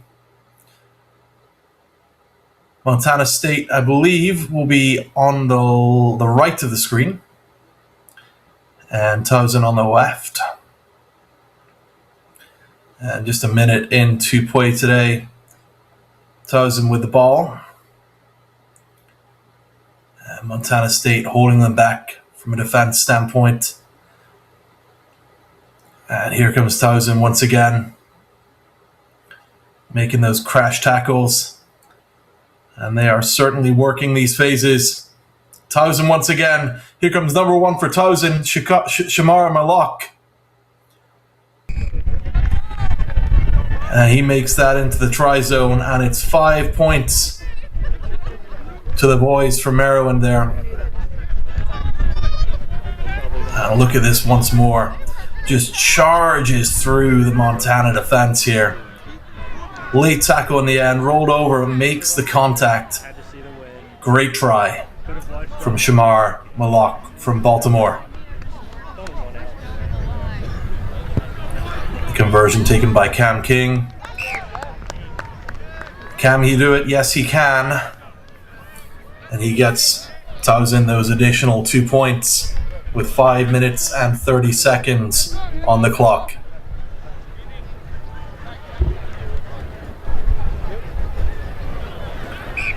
And here comes Towson with the restart.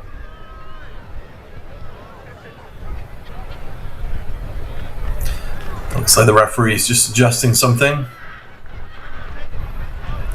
And we will be underway in just a few moments' time. Plenty of rugby to catch here today on NCR TV. In the background, you can see additional games going on. You can watch that coverage all online at NCR TV. The action never stops. And here comes Towson once again, catching it on the rebound.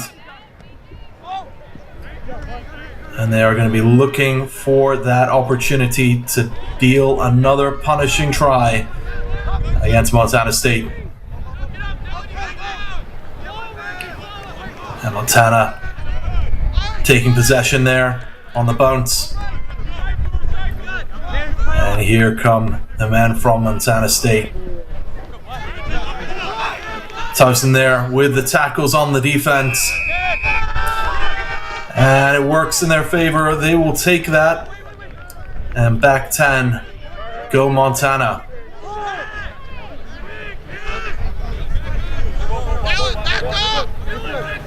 And a quick little tap here will signify the start of play once more. And here comes Towson once again. Number 12, bleeding along from Columbia, Maryland. And he's secured a line out for Montana State.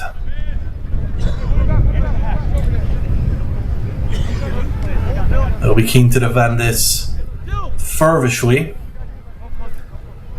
as it's within their own 22. And Towson will look to see what they can get out of it. Unfortunately, they get nothing out of it, and here's Montana. Montana trying to get some ground. 3 of them on him now. And Montana once again trying to get out and trying to get some points on the board. Attempt to strip there. And Montana will be brought back for a scrum. Or not, sorry, they will be sent back 10. And Towson take it. Looking for someone to pass and offload the ball to. And he goes to the near side flank here. Number 13, Reginald Smith. And here comes number 22, Darryl Johnson. And Darryl Johnson for Towson with another try in this first half.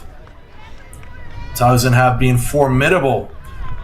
Just look at this play here. Brought to ground. Ball comes out. Quick take on that. And Montana cannot keep up. And a decisive try there from Towson. Kick will be taken by Zachary Euler from Columbia, Maryland. He's a grad student. And the kick is no good.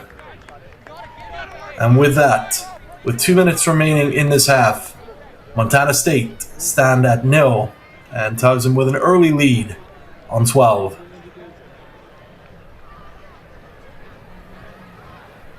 Referee giving a 2-minute signal there. And Montana take possession. And here comes their response. And they're looking to see how they can be dangerous. And the ball makes its way to the far side wing. And we will be brought back for a Towson penalty for forward pass. And we will have a scrum. Just over a minute remaining. And the Towson offensive will stage itself, and they'll look to see exactly what they can do here. And the ball's fed in. Montana State with a formidable resistance on that scrum. Towson remain in possession. Thank you. And look at them go. And once again, Towson here out to the far side. And this looks like it could be another try for Towson by number 12.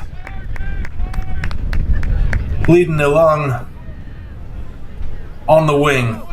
And let's watch that again. A nice little offload here. And he knows exactly where he wants to send it. Down the wing and straight down into the ground. Burying it in the try zone there. And that gives Towson a comfortable 17-point lead. And once again, Uller with the kick. And the kick is good. Yes. Yes, it is. I have to put a lot of... 19 points on the board for Towson. And Montana State yet to file or deposit into their own account.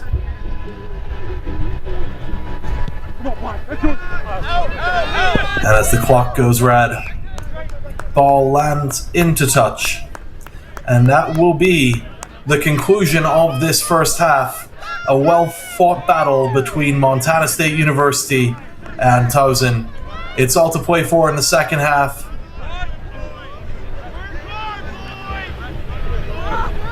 Oh, and we will restart. And here comes Montana State.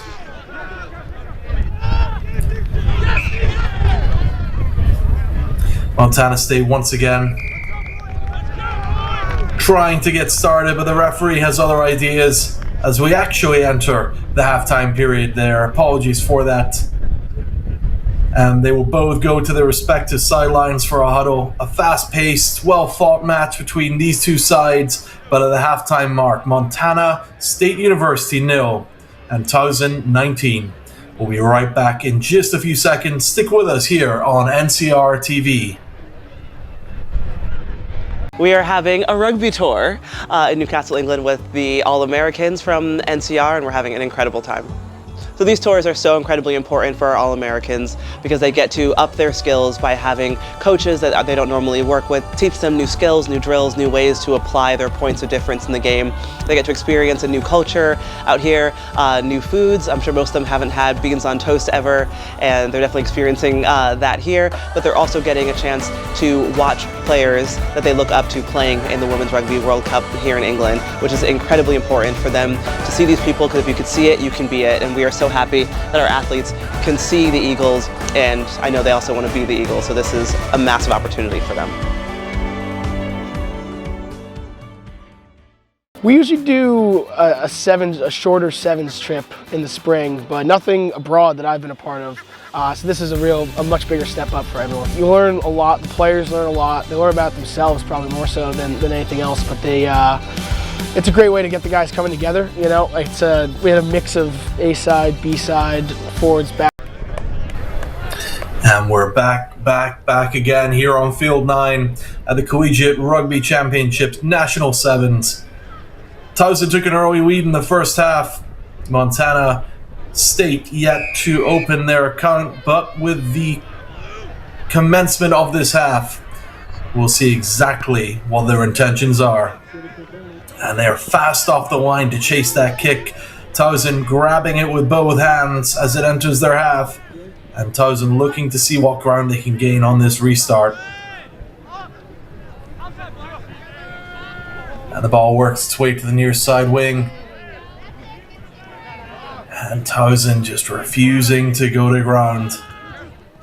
Montana State pushing them defensively, putting them under pressure. Two of them bring them down. And Montana State looking to see exactly what they can get out of this. And the ball's pushed backwards. It's in the open.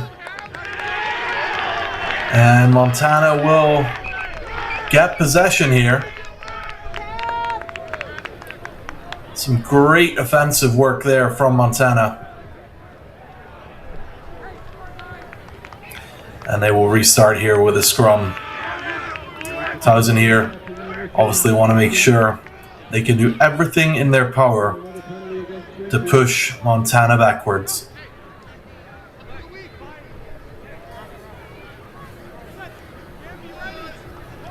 And in goes the ball.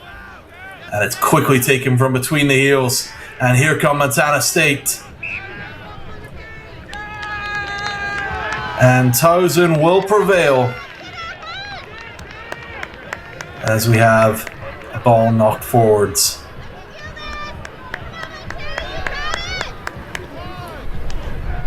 It looks like they will reform this scrum as some substitutions are made by Towson.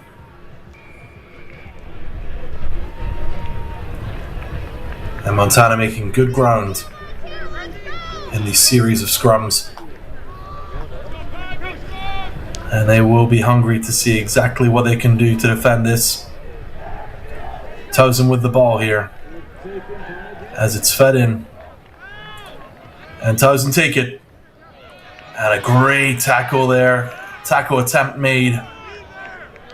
And Montana certainly are trying their level best here.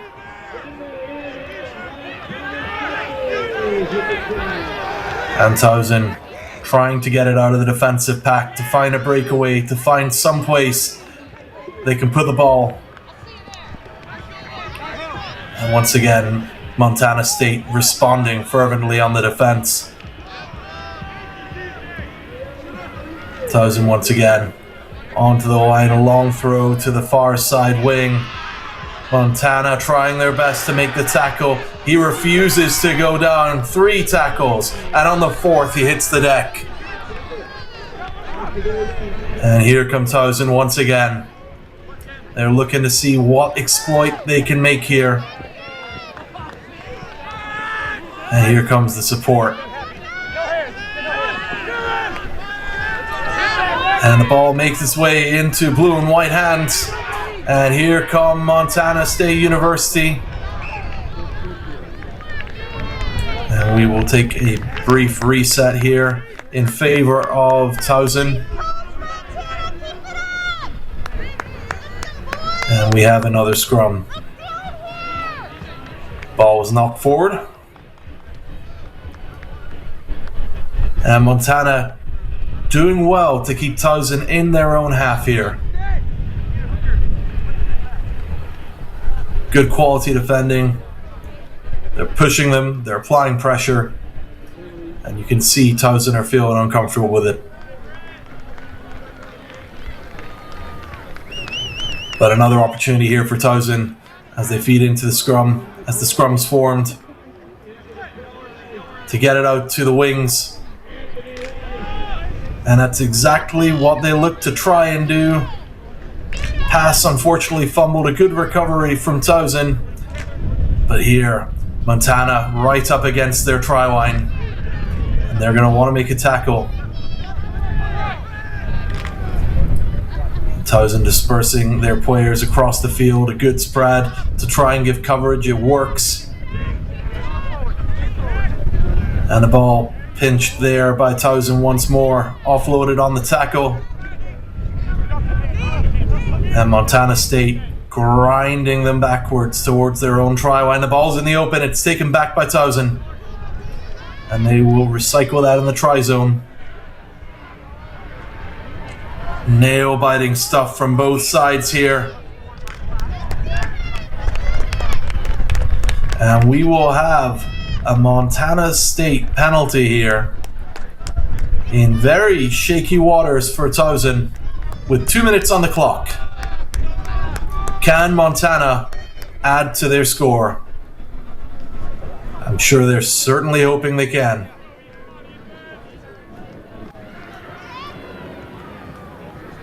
Towson doing everything they can off this play to keep them from making a try.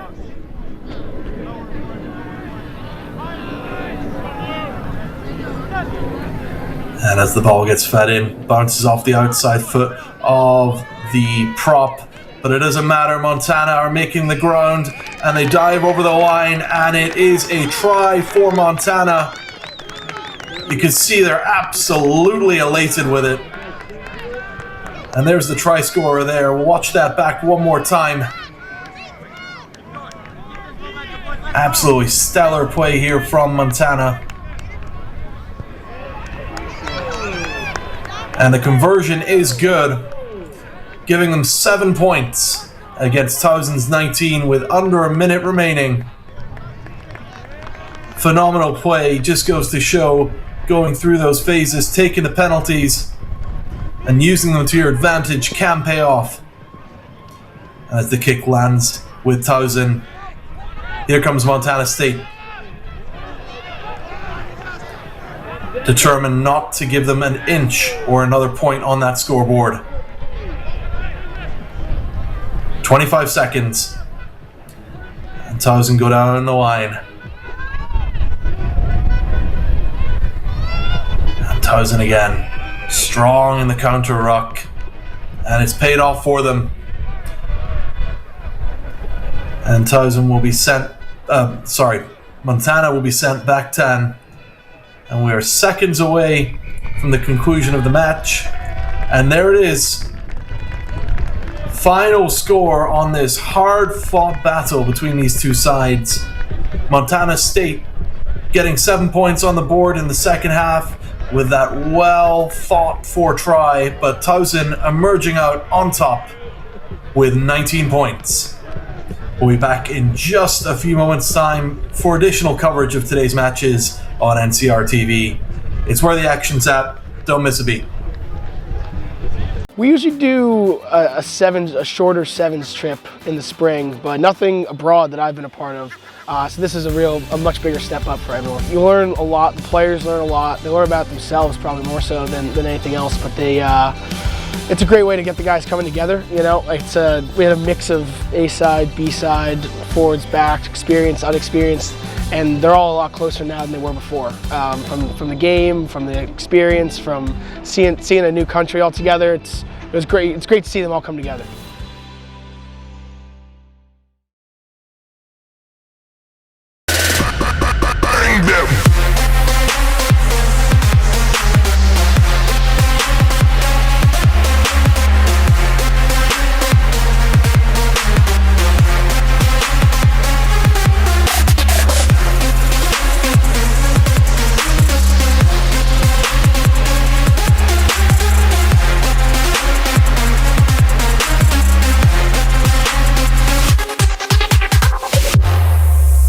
It's been so much fun. I love getting to meet people from different schools and different experiences. It's been surreal with everything that we've gotten to do here. I think my favorite memory has to be the flag bearing before the World Cup ceremony, like getting to walk out there with teammates and bear our country's flag before watching. And hot off the action from that last bout, you join us here for more Division II rugby here at the Maryland Sportsplex on NCR TV for this matchup between Georgetown and the University of Northern Iowa. Taking the center stage is Ben French-Lepin, and Georgetown will be on the left-hand side of your screen playing in white, with Northern Iowa on the right-hand side. Moments away from kickoff here as the match officials hold a quick discussion, and here we go. We're almost ready to get going here. 7 minutes in this half, 14 minutes of total play. It's going to go by quickly, and it's going to go by even quicker for those gentlemen on the pitch. Northern Iowa will start us off today with a kick. Doesn't go the distance. So then Georgetown will respond from the center. And here come Georgetown now. And they crash into the Iowa defense and make some solid ground. And Georgetown once again. Ball's kicked forward. And it will go to Northern Iowa for a scrum. Both sides fairly equally matched here. Northern Iowa a little lighter in the scrum. And that's where it matters. In sevens, you've only got 3 people on your side. So you got to make sure you get that torque in there. And as the ball's fed in, out it comes to Northern Iowa, and they are looking to see if they can do some damage with it. And along the line we go to the near side. And Georgetown are there in the defense. And once again we cross the field. And we will have a penalty for Northern Iowa, which is taken quickly here. And Georgetown, strong counter rucks. And Northern Iowa here, trying to get some pace going. A nice little offload from the ground. And here comes Northern Iowa. Northern Iowa turning on the Jets and straight into that try zone to give themselves 5 points with 5 minutes on the clock.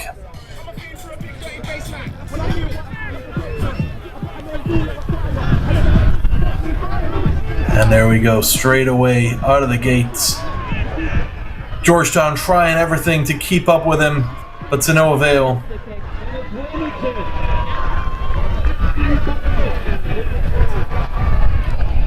And it doesn't look like the kick was converted. 5 points for the University of Northern Iowa though. And as you can see, they're keen to get that restart going and to inflict a little more damage on the boys from Georgetown. Georgetown trying to find that gap, trying to find that space. And the ball is knocked from the hands of Georgetown. And as a result, Northern Iowa are sent back 10. And here's Georgetown once again. Nice little pass there to number 4, Finley Mitchell. Finley Mitchell once again with a breakaway. Finley Mitchell looking to see where he can go with this. There's no one with him whatsoever. And he can comfortably plant that down right in between the posts.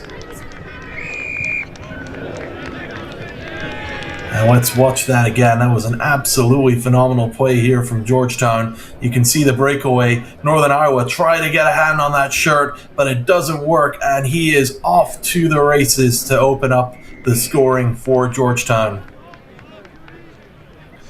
And as you can see by the scoreline there, the kick was successful, as you'd expect it to be from the positioning of the try. 3 minutes and 20 seconds remaining on the clock for this first half. And what is appearing to be a fairly equally matched lineup between these two sides. Restart done by Georgetown, comfortably captured by Northern Iowa, and they'll take this down the wing. Ball's knocked from the hands, and it looks like it may have gone into touch. Oh, we may have a scrum actually here for a knock. I think some decisions are being made on the field, and the referee will go and have a quick chat with the AR.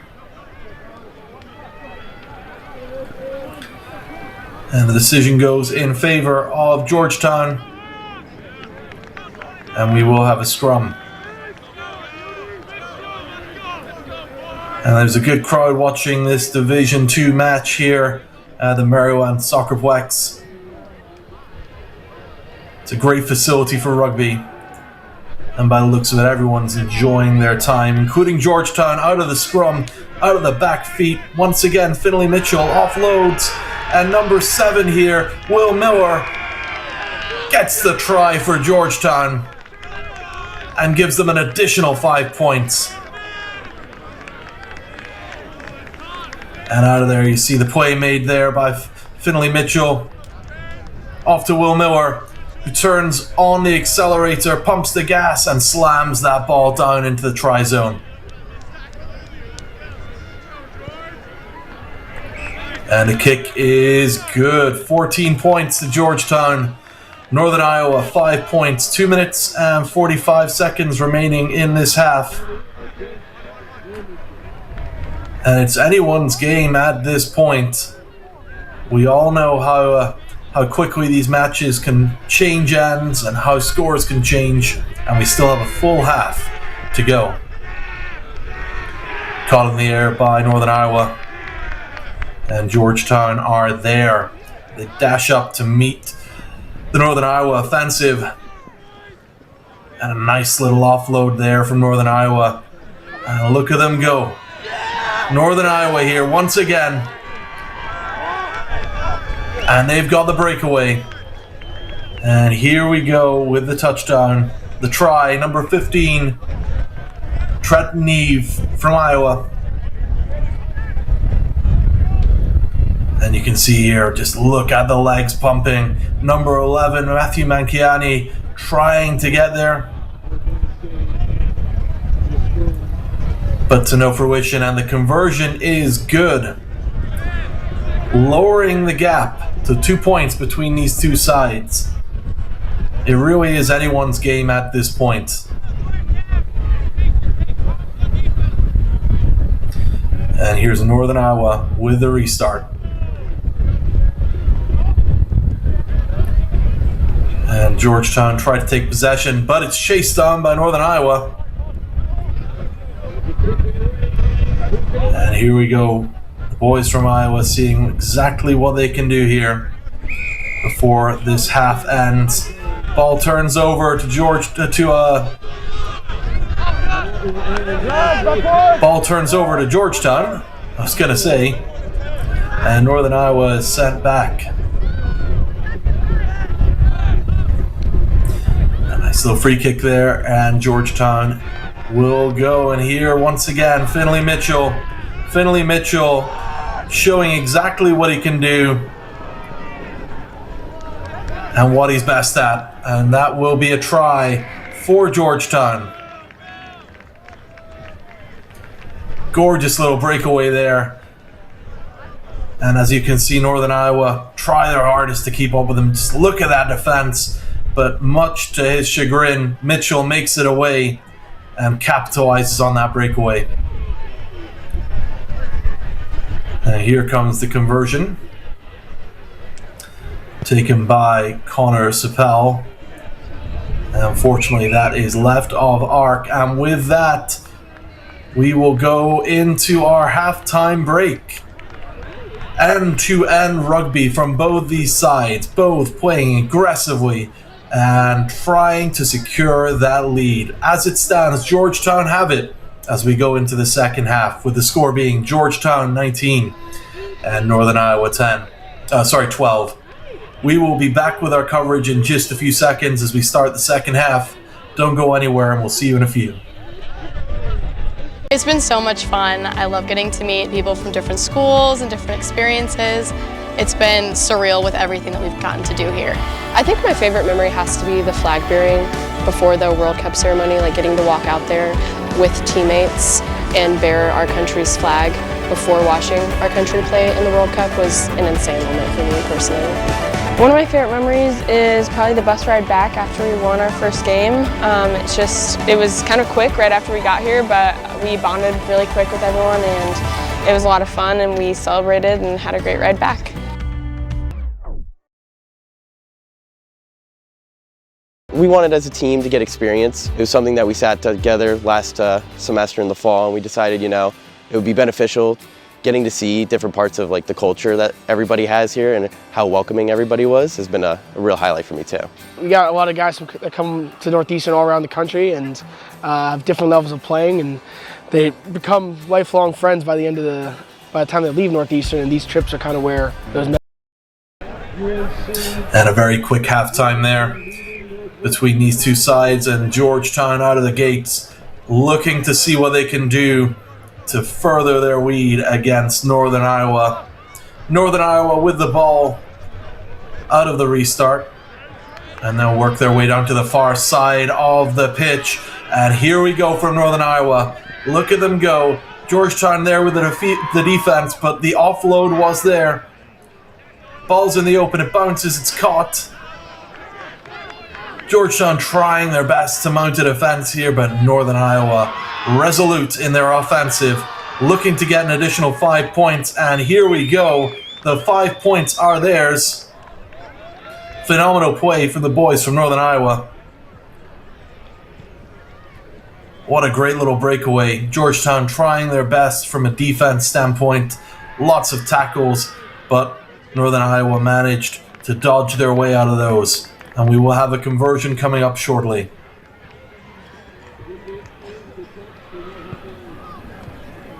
Fortunately, the conversion goes horizontally.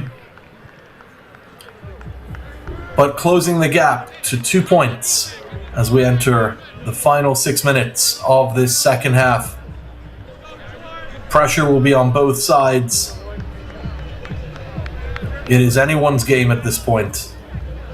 And University of Northern Iowa with the restart hoofs the ball into Georgetown's territory. There's no hands to catch it, and it glides into touch.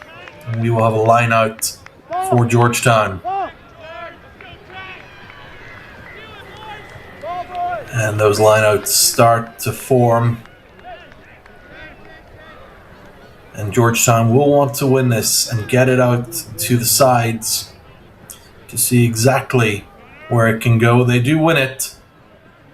And here comes the Georgetown team. And once again, Georgetown with the pace.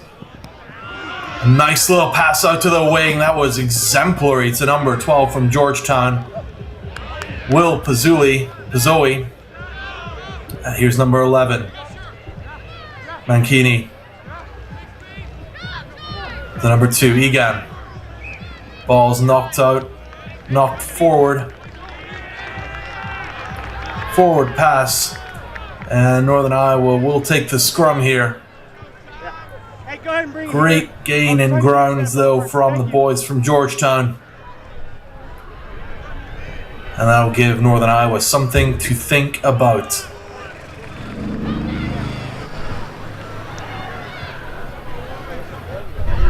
Set up the scrum. Northern Iowa looking to see exactly what can be done with this. Ball's in the open. And the ref will take a pause. Obviously wants to confer with his AR. And UNI will have the possession here. Quick little kick. And away they go. And up rushes Georgetown. Taking the ground. And Northern Iowa looking to continue this offensive onslaught. And Northern Iowa making good ground here. Good counter-rucking, however, from Georgetown. A nice little pass between the center pod there. And Northern Iowa wanting to continue down. Here comes number 7 for Northern Iowa, offloaded. And Northern Iowa looking dangerous here. And here they come again. Caught right in the hands of Northern Iowa.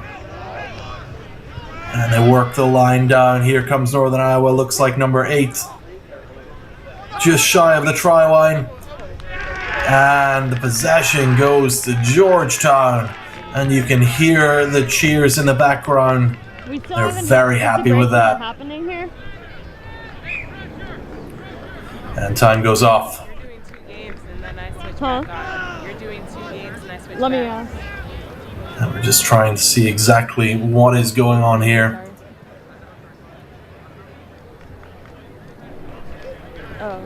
Seems we may have a player experiencing some discomfort.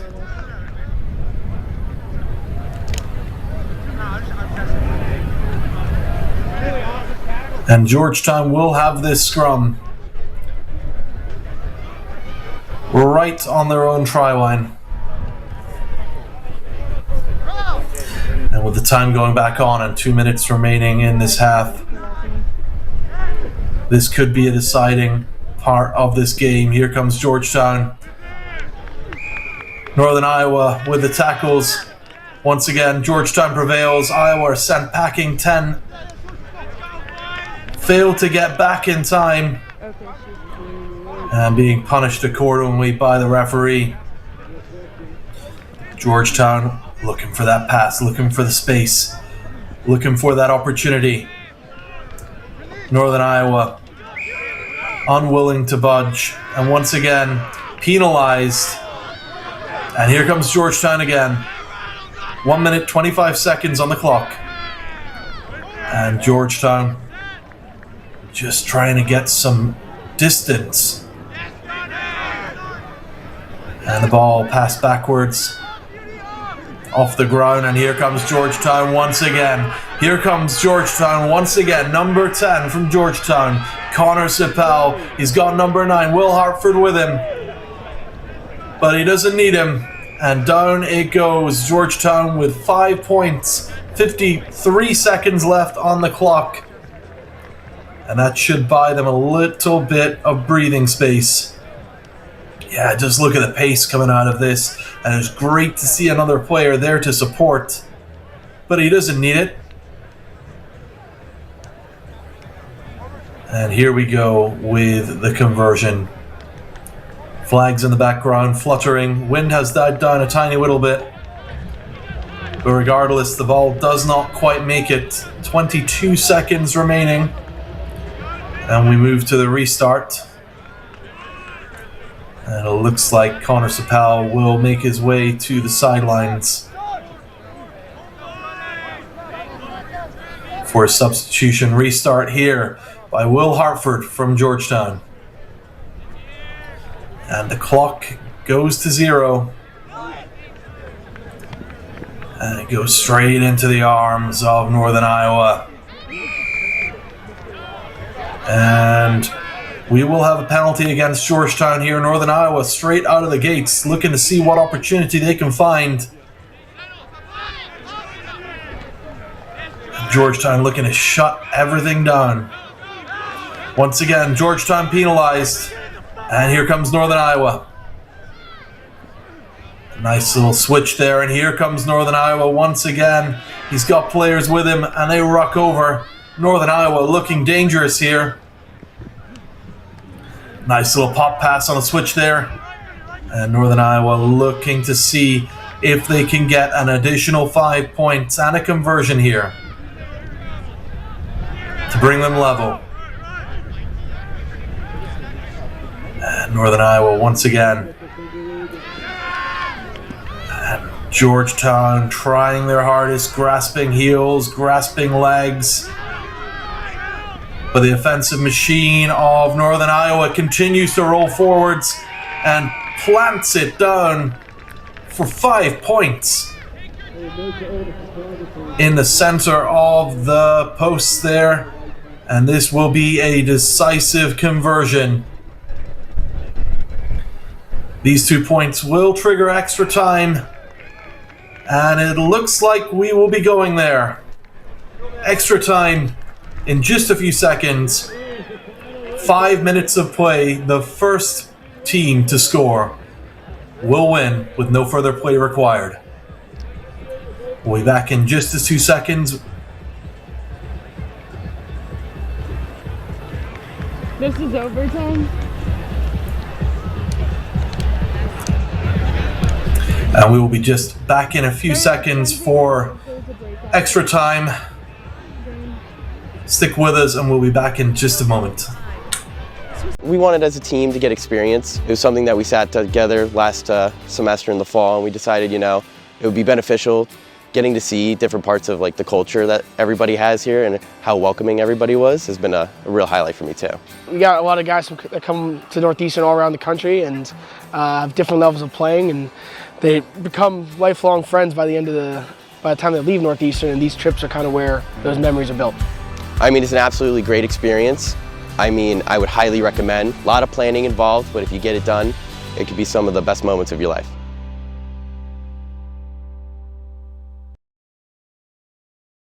Hello and welcome back to the College Rugby Show. The fall season is upon us. We have a brand new division, now 4 men's divisions, 4 women's divisions. We've had that in 7's. We're going to be coming to you once every other week here in this video podcast form. I'm excited for a season of telling college rugby's best stories. We deserve to be here.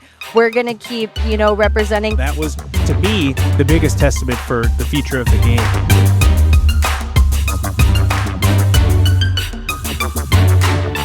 If you're on the fence of going on a tour, get over the fence. Go on the tour, reach out to Rugby Travel Ireland. They've been incredible to work with. They've been so kind, so knowledgeable, and just so professional throughout the whole process. So I cannot endorse them enough. And you rejoin us as we enter a period of extra time between Georgetown and Northern Iowa. A late score try and a conversion for Northern Iowa has earned them an extra 5 minutes of overtime. As a reminder, the team that scores first here will be declared the winner with no further play. As Northern Iowa started us off, in the first half they will kick for the first period of extra time. Ball does not go the full 10, or the full distance, sorry. And Georgetown will take this forward. And here come the men from Georgetown. Northern Iowa aggressively pushing them back into their own half. And a high tackle there will result in Northern Iowa being sent back 10. And Georgetown will look to see what distance they can get out of this. And strong defense from Northern Iowa here. And Northern Iowa get the win there. They will be called back to the mark.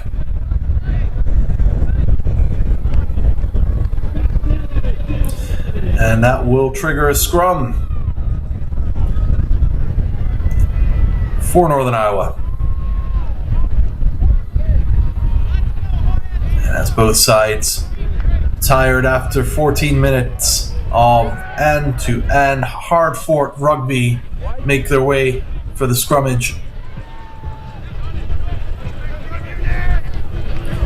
Northern Iowa will be looking to see exactly what they can do coming out of this. And as the ball's fed in, the referee decides that Northern Iowa needs to take a step back. And here comes Georgetown. And here comes Georgetown. A little miss on that pass there, scooped up by number 6.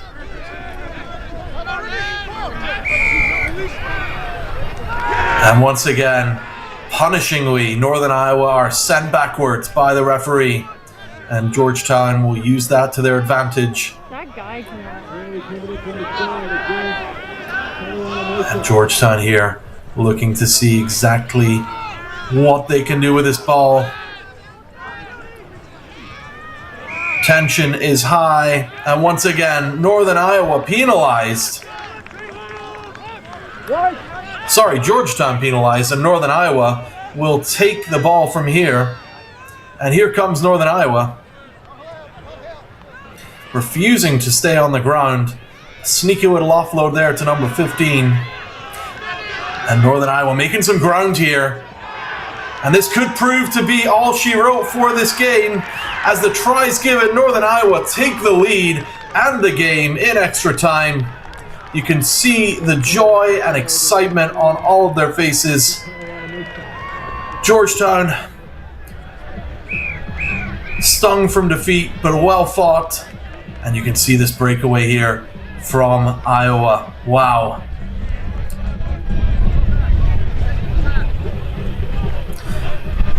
And that concludes the overtime period for today for this match. Northern Iowa clinching the victory from Georgetown.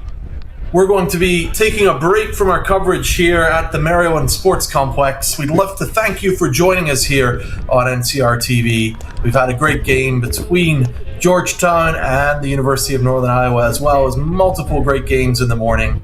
We'll be back soon on NCR TV, but there's plenty of other coverage on other pitches. My name's Robert Sharp, and on behalf of the team here at NCR TV, we'd like to thank you for joining us, and we look forward to seeing you on a later stream today. Have a great day, and keep watching the rugby. If you're on the fence of going on a tour, get over the fence. Go on the tour, reach out to Rugby Travel Ireland. They've been incredible to work with. They've been so kind, so knowledgeable, and just so professional throughout the whole process. So I cannot endorse them enough. It's been an incredible experience here on the ground. The girls are having an amazing time, and so am I. So if you're thinking about it, just make the commitment, do it, and we'll see you here.